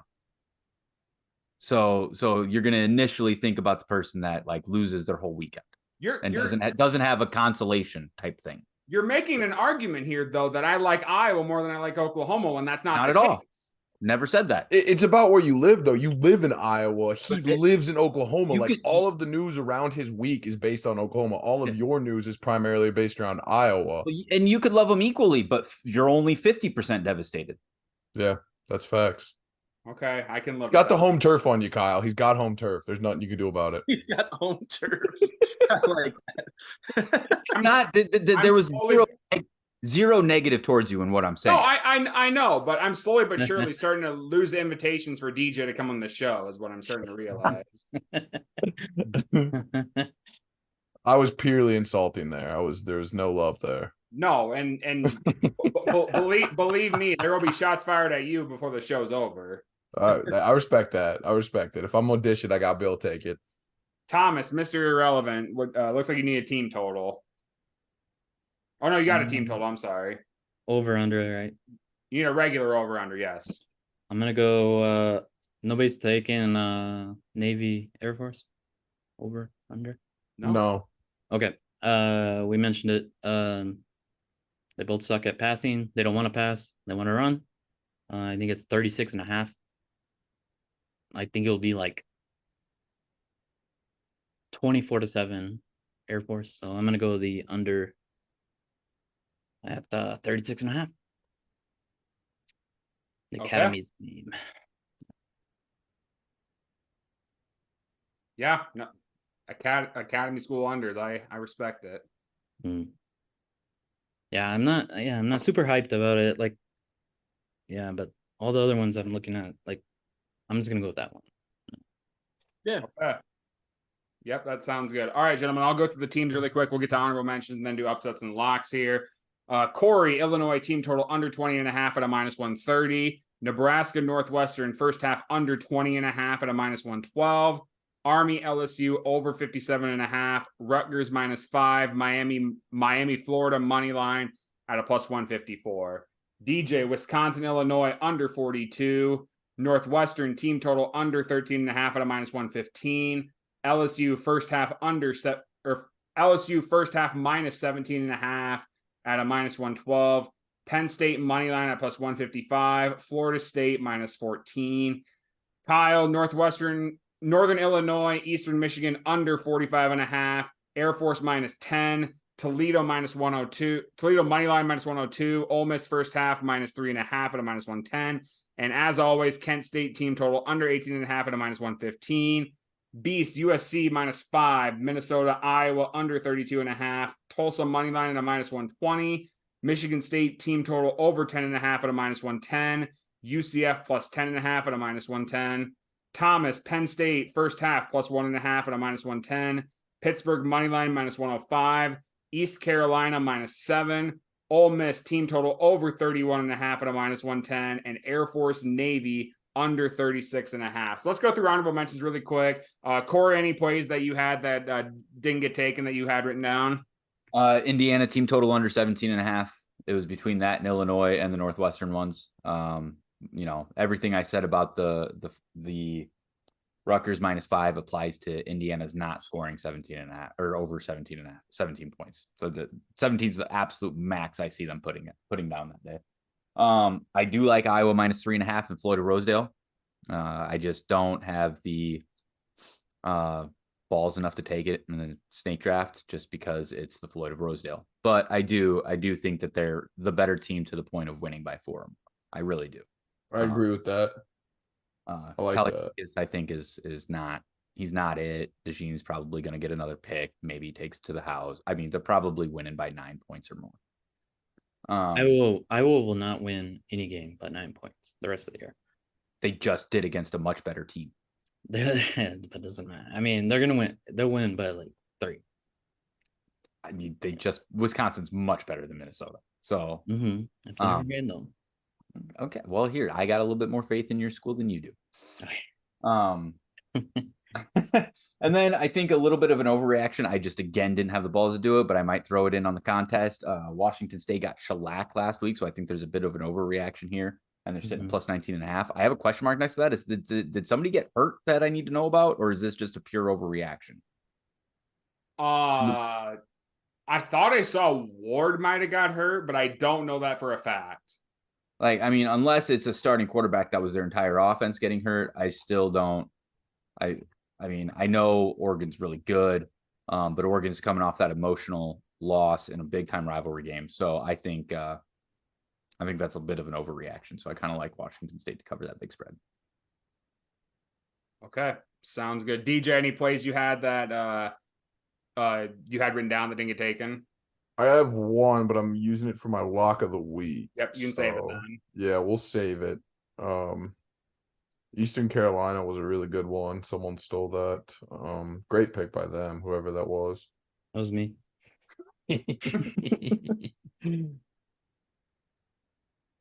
Okay. Sounds good. I had a couple that I had written down that didn't get taken. North Carolina first half minus 13.5. I think we said on the pod that maybe Caleb Williams lost his Heisman front runnership. Drake May has the absolute perfect opportunity to pad his stats this week against Virginia. And I can see a big first half out of him. So I like them up 2 scores in the first half against Virginia. You guys can tell me another team, but I think they're the worst Power 5 team by far. Virginia is. So Indiana. Worse than Virginia. Indiana's really bad, bro. Not as bad as Virginia, I don't think. Virginia's played some teams close this year, though. Like Some. they just lost by 3 last week. I don't know. I think this is a trap game for North Carolina. I think North Carolina doesn't cover the spread. I'm worried about it because I think they're not going to. I don't know why. Let's add that onto the list of stuff that DJ disagrees with Kyle on this episode. Yep. Another one. Added that too. You have to tweet at me when North Carolina covers by 40. But if they don't, Kyle, and I remember, and I'm not totally blacked out, oh man, you're donezo. I'm tweeting it all. You don't have the nerve. You don't have the nerve to tweet at me. You know that. I want Kyle to put out the video right at DJ, like when that spread, when it's a blowout or something. That would be sick. It's like 56 to 3. Like, hey DJ, what did you have to say again? Question mark. And then, dude, right after the little clip, do the little Batman where he's dropping his nuts on him. I mean, it's kind of a ballsy take by me. I mean, to say that this is a trap game for North Carolina and they might not cover. So let's see, I'm going out on a ledge here. For the record, I think it would be very gross if Indiana and Virginia played each other. Oh, it'd be terrible. Yeah, agreed. The other game I had that nobody took, I have Ohio team total over 33.5 against Western Michigan. How bad is Western Michigan's defense? Iowa scored 41 on them. Enough said. So Facts. Ohio team total over 33.5. Beast, any plays that you had that didn't get taken? I really liked Wake Forest, but I really couldn't do it. Talked myself out of it. I know we were kind of talking about Narduzzi and Pitt earlier, and that's probably part of that, as I kind of talked myself out of it. But maybe I can talk myself back into it. But the other game I really wanted to take, and I may still end up taking it, is Mizzou -7 over South Carolina. I think Mizzou is like a lot better than most of us expected. They're probably not getting enough credit just because the SEC has a lot of really good teams and a lot more fun teams maybe in that sense. But like Mizzou's only loss was to LSU, and they still put up 39 points in that game. They lost 49-39. Like, yes, their defense got exposed, but like they clearly still played relatively good to put up 39 against LSU. Like, they're pretty solid. They're 6-1, and like I said, that's their only loss. I think they could really light up a South Carolina team that has underwhelmed a ton. They're down and out. They're getting them at home, I believe. So -7 seems like such a large number, but it's probably just that Mizzou's probably not getting the same like television hype that everybody else in the SEC is, and that's just because it's just not Mizzou to get that kind of hype. But might be an under the radar play with so many other big games this weekend. No, that's a good play. I want to say LSU scored on like a pick six or a scoop and score. They did Against Mizzou. It was close. Mizzou kind of dominated the first half. I was on LSU in that game, so I got lucky. Me too. To cover. And yeah, I mean, I think Mizzou might be I think they're in the East for some reason. The SEC East. They're probably the second best team in the SEC East. Who raise a hand? Who cannot wait until the SEC gets rearranged to where Oklahoma, Texas, Mizzou, and Arkansas all play each other again? Yeah, and Texas A&M. And Texas, and Texas A&M, yeah. Because Texas A&M is a huge rivalry that needs to be back. Texas, Arkansas, Mizzou, Oklahoma. I mean, Mhm. there's just Oklahoma, Texas A&M, and the Big 12 was an underrated rivalry by SEC said the only protected rivalry that Oklahoma has is Texas. So you got to imagine they're going to do a pod system though. You'd have to play everyone on your side, though, wouldn't you? No, not according to the Big 10. It's fair. yeah, Big Ten's going away with the divisions after this year. So thank God. But I think that's more of a like The West sucks so fucking bad. that The Big Yeah. Ten's like trying to counteract that a little. Yeah, and I don't necessarily think you have that problem in the SEC. Maybe the teams in the SEC West are winning more, but most of the talent's coming from the SEC East, like the states in the East. It also is the fact that all 4 teams coming into the Big Ten this year are in the West. So Yeah. that's kind of why but irregardless, Well, because I think they would shift a couple of Digress. teams to the East, but yeah, it's probably best that the Big Ten gets rid of divisions. right. Yeah. Thomas, wrap it up. Any plays that you had that didn't get taken? Yes. I was looking at one, but I forgot it while we were talking. Okay. I guess it's Penn State. Penn State plus 4.5. Like nobody took that. Yeah, I was kind of shocked. Yeah, I'm actually kind of Yeah. shocked too. Just the money line got taken. Yeah, the money line got taken In the first half. First half play, yeah. First half, yeah. I think that was the only one. Oh, sorry. BYU is a 4.5 point dog at home versus Texas Tech. Texas Tech really hasn't been impressive at all this year. And BYU's struggled a bit when they've gone on the road, but I think in Provo where they play, been very solid. So I like also BYU plus 4.5. BYU got slapped last week against TCU. Yep. That was on BYU, but yeah, no. Christians won. Yeah. But in Christians won. Provo's a whole new game. You're right. Christians won, Mormons 0. Where I grew up. Tales old as time. Yeah. They have been battling for generations. All right, gentlemen. Let's transition now to the upsets of the week and locks of the week, and we'll call it a day. So upset of the week.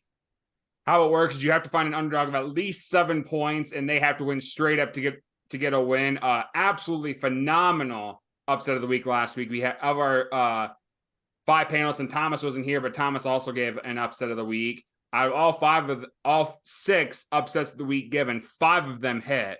So very, very impressive job by our panelists. But current standings right now, Action is in the lead with 3. Beast is in second with 2. Myself, Thomas, Pace, and Corey all have 1. So let's go to our upsets of the week. And DJ, as the guest of the show, we'll let you go first. What do you got for your upset of the week? I mean, keep it simple, stupid. I'm going Utah plus 7. Ooh, okay. Why not? Why not? USC's clearly scrambling right now. Caleb Williams just had his worst game of the season. And I don't know. I think Utah kind of always gets disrespected a little bit where, they're never as good as some of the best teams, but their floor is very consistent. They're a very consistent program. They kind of have an Iowa level of consistency where their just defense is going to keep them in every game. They're going to play hard. They're going to play physical. And I think that bodes well in a game where USC sucks at the line of scrimmage. Like USC is terrible at the line of scrimmage. The battle of the line of scrimmage, they just make up for it by having better skill position players. So Utah is going to dominate the battle of the line of scrimmage. Yeah, their skill position players are going to be worse, but hey, there's always a chance. So I'll take that. Okay. Sounds good. I'll go next. I'm going to go to the SEC. I'm going to take Mississippi State over Arkansas as my upset of the week. Arkansas is unbelievably public right now. 80% of the public is betting on them. I'm just not sure how I feel about them yet. They only have 2 wins in the year against Western Carolina and Kent State. I know they played Bama, Ole Miss, and LSU really, really close. I don't know if that warrants a 7-point spread here, though. Will Rogers is still very, very solid. Not as solid as he was when Leach was around, obviously, but still very solid. And the Bulldogs have scored 30 points in 4 of their 6 games this year. And I don't see them giving up many points to Arkansas. So I like Mississippi State to upset Arkansas. So that's the route I'm going to go. Corey, what do you have for your upset of the week? All right, I'm down to I'm between two of them, and I can't decide. Let's see. Give me the options. I'll tell you which one's better. I'm down to Marshall at home on Thursday against JMU. It's 3.5-point spread. Doesn't count. Next one. Oh crap, you're right. That was it. All right. All right. Well, then that decides it. We are You're going. welcome. Thank you. Thank you. There was some stuff that B said about this game, and it kind of, I don't know. I'm gonna take South Carolina over Missouri. Ooh. Okay. So Wow. South Carolina has been very underwhelming. He was 100% right on that, but South Carolina's level competition has been much better than Missouri's. And I think Missouri is a little bit inflated on that record and that ranking. And this just, I don't know why. I just look at this and I feel like that this is a setup, and South Carolina could go in there and beat them. All right. Sounds good. Thomas, we'll go to you now. What do you got for your upset of the week? I'm heading to SEC as well. This is the one we haven't even mentioned at all. I don't think the entire show. I'm gonna take Tennessee to beat Alabama. Second year in a Ooh, row. Right. Alabama has just fucked around with opponents they have no business fucking around with. You know, I just don't think they're that great. I think since Nick Saban's lost a little bit his mojo. You know, I mean, things have equaled out when only they were paying players millions and millions of dollars, and now everybody can pay players millions and millions of dollars. And Tennessee hasn't been bad. They weren't impressive at the beginning of the year, but I think they're getting better and better. And I really like their shot in Tuscaloosa. I think they're gonna go in there and win. Okay. Sounds good. Beast, wrap it up for us. What do you got for your upset of the week? Well, I'm glad he mentioned it right before me, so I don't have to sell it too much. But yeah, I love Tennessee this week. Same things Thomas was saying. Bama has had a couple really underwhelming performances. This game matters a ton to Tennessee. Anybody that's a Vols fan, I mean, anybody in the SEC in general, like your top target is Bama. They hate Nick Saban. They hate losing to Alabama like routinely every year. The fact that they won last year in such a convincing fashion, you can't tell me that those guys didn't get up for that game a little bit of extra. So I think they get up for this one. I know they had a pretty ugly loss to Florida earlier this year, but they've had a couple other convincing performances this year, and they've got the firepower. So let's go Joe Milton. Let's go Vols. Hopefully we're going to be singing Rocky Top this Saturday. Hell yeah. All right. Got two guys on the same play. We love that. Action couldn't be here tonight due to another obligation. He's taking Colorado State over UNLV as his upset of the week. So I like that. Yeah. Terrible. Or just kidding. Okay. Let's say Corey's the one that needs to be bashing Action, not Thomas. No, we're good. We're temporarily on good terms. We need you to be not on good terms with the content, though, is the point I'm making. Dude, he's Minnesota nice. I can't help it. We have the same effect on each other, all right? We want to hate each other, but we were just raised in Minnesota, Nebraska nice households, and it's just hard. It's hard. Okay. Well, we'll get there. We'll get That's there. cute. All right, let's go to the locks of the week. Lock of the week, very, very simple. Your lock hits, you get a point. Misses, you don't. Current standings right now, Action is in first place with a 6-1 record. Beast is in second with a 3-1 record. Corey's in third with a 5-2 record. I'm in fourth with a 4-3 record. And Thomas is in fifth with a 2-5 record. PG, when he gets on, we'll actually get him added to the rankings, but he's only been on twice. But PG is 1-1 in locks of the week. So let's go. What the hell, Kyle? This is your second time. He's been on twice. You've been on twice Did too. you even mention my record? Yeah, we'll get you added whenever you get on a third time. Oh, the hoops you have to jump through in this company. DJ, you are really pushing the envelope today, my guy. I don't know what it is, but you are really pushing the envelope today. He's, as the kids would say, on one tonight, and I'm here for it. Thomas, we'll start with you. What do you got for your lock of the week? Okay. I played it as my over under total. Air Force Yeah, that's what I was doing. I was looking this up. It's -10 or -11. Okay, I got it at -10. Air Force beats the shit on Navy. All right, I like that play. That was Air support, air superiority, air support superiority. Better pilots. That's on my card, Thomas. So I like that. If you win, I win. All right. It's so embarrassing that the Air Force is bad at passing the ball. Like, just represents our country so poorly. I get why the Army dominates the ground game. I get that. I'm assuming that the Navy dominates any swimming competitions. But when it comes to the Air Force, they can't pass for shit. What the hell? We look like idiots. Boy, am I glad Soup's not on the show. He doesn't respect the forces. I at least respect. He has to, though. He has to this year. He's still not. He's still not. Yeah, he's got all three. I think he's fine with staying in B if it means that the service account. Anyways, we made damn sure to make it a conflict of interest. And you did a good job of that. DJ, what do you have for your lock of the week? I love this play. I got Georgia Southern -17. They're paying, what is it, Lamont, what is it, University of Louisiana or some shit Monroe. like that? Oh, Louisiana Monroe. Yeah, it's not Lafayette. That's all I know. Because I'm scared of Lafayette, but not Monroe. Monroe sucks dick. So Monroe has lost 4 straight. They only win is against Army. Georgia Southern just got smacked by James Madison. I mean, just slapped by James Madison. You're like, why would you bet on this team -17? Well, that's because they were at James Madison. This team, when they're at home, dominates. They beat Coastal Carolina by 10. They beat UAB by 13-ish. They lost at Wisconsin, and they lost at James Madison. They did shit on Ball State. But Georgia Southern is really, really good at home.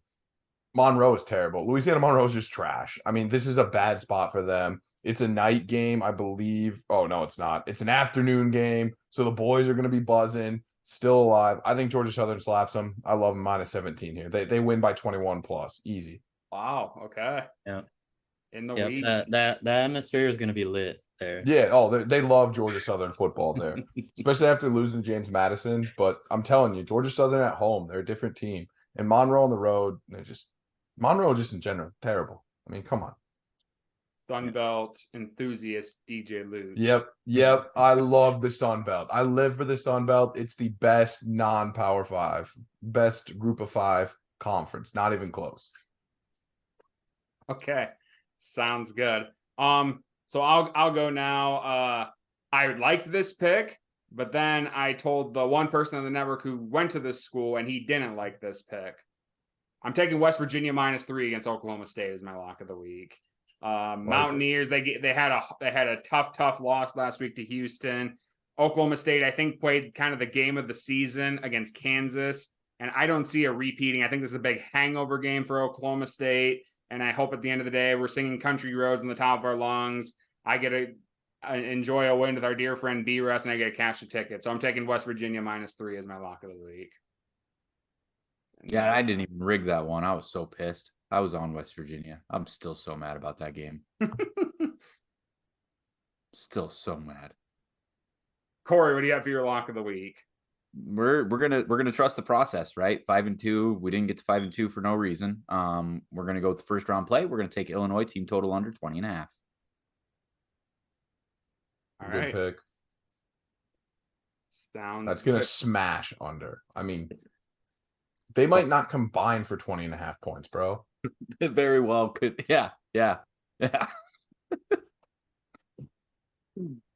Beast, wrap it up. What do you got for your lock of the week?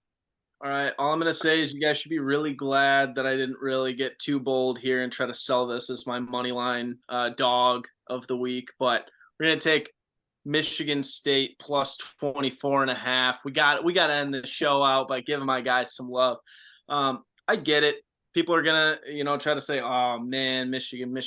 I've already talked enough smack about Michigan, but let's talk a little bit more about Michigan State.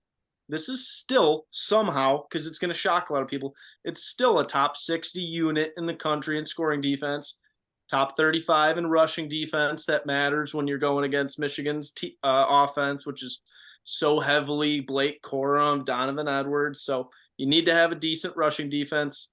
They're top 35 as of, today. So we'll see what happens. But the big thing is Michigan State takes this game so much more serious than their other games. This is their Super Bowl. Michigan State's not good this year. I'm not going to mince words. We all know it. But they will choose this game, in my opinion, as their Super Bowl. This is their game they would get up for. And 24.5 points, it's just so much. You got a lot of kind of just intangibles that go into a rivalry, but I really do think, being that this game is going to be at home, under the lights, rivalry, people that probably aren't in Michigan and aren't Spartan fans probably don't get that whole aspect of like, this is the Super Bowl. I mean, Michigan State fans, sure, we'd be happy if we made a bowl game, but if Michigan State won this game and Michigan State did not make a bowl game, Michigan State fans would hold that over Michigan all year. It would be a successful season in a certain sense. And that is sad to say. I get it. But plus 24.5 is the big thing we're looking at here. They're not going to win this game. I'm not expecting that. But do they at least get this into a dogfight? Maybe we lose by 17, 20, 23, 24. We're still covering. 24.5 points is ridiculous. I just can't see this game being that out of hand. But everybody else in the Big Ten is going to be like, Beast, you're silly. You're a fool. How could you think that Michigan's bad? Well, that's just what I got to do, man. That's part of my role as a Michigan State fan. So I think they can cover 24.5 points. It's a ridiculous number in a rivalry, if you ask me. But we will see how the cards play out. Have you ever been to East Lansing at night? Tough environment, man. Tough. Tough. It's going to be interesting to kind of see how it goes. I think it'll be either way. I think Michigan State can keep up, but there was something in there. There was something specific in there that you said that I really, really, why I like the play, and it's Michigan State hates Michigan so much more than Michigan hates Michigan State. Oh, it's 1,000% more. Yeah, and if the team is being given 24.5 points that hates the other team more, like it just makes sense. Yeah. No, that's valid. I can't really think of another rivalry off the top of my head, and I get it. Like Michigan's big thing is it's little brother, but like the fact that it is that entire mindset of like Michigan State's just little brother has fed into why Michigan State has done things like in 2020 where you had Rocky Lombardi march out there and beat Jim Harbaugh's 5-star recruits. Like those things don't happen if you don't take a rivalry as serious as the other team. And that's kind of what Michigan State has done in past years. I'm not saying that they're going to come out and win this game. I'd love for that to happen, but to cover 24.5 points, believe me, they've done it plenty of times before where they get in these dogfights. Could they get blown out? Yes, I understand that is a potential with how good Michigan is this year, but I think they can turn this into a dogfight. There's a lot of intangibles that can back up. That is a massive spread. Anybody that watches college football, regardless of, Michigan or Michigan State, that's a huge, huge spread. So realistically, we could lose this game by 24 points. We're still walking out with a winning ticket. So think about it, guys. Do your deep dives. But I think we can pull it off. You can get dominated and still cover. That's the wild thing. Flat out, dude. And you got a kid making his second career start, so you really don't know what you're gonna get. Right. It's either really good or really bad. Depends how you look at it. Like, absolutely. No, you got me convinced, Beast. I don't know about the rest of the panel, but you definitely got me convinced. Action again, not here. 6-1 on the year. He's taking Toledo -1 against Miami, Ohio as his upset of the week, as his lock of the week. So. Is that's the opposite side of you, right? Or is it the same side? No, I have Toledo. I'm betting Toledo. You're okay. You're both on Toledo. Yeah. Smart. Love that. All right, Toledo's the move. Noted. I'd have to follow it. Yeah.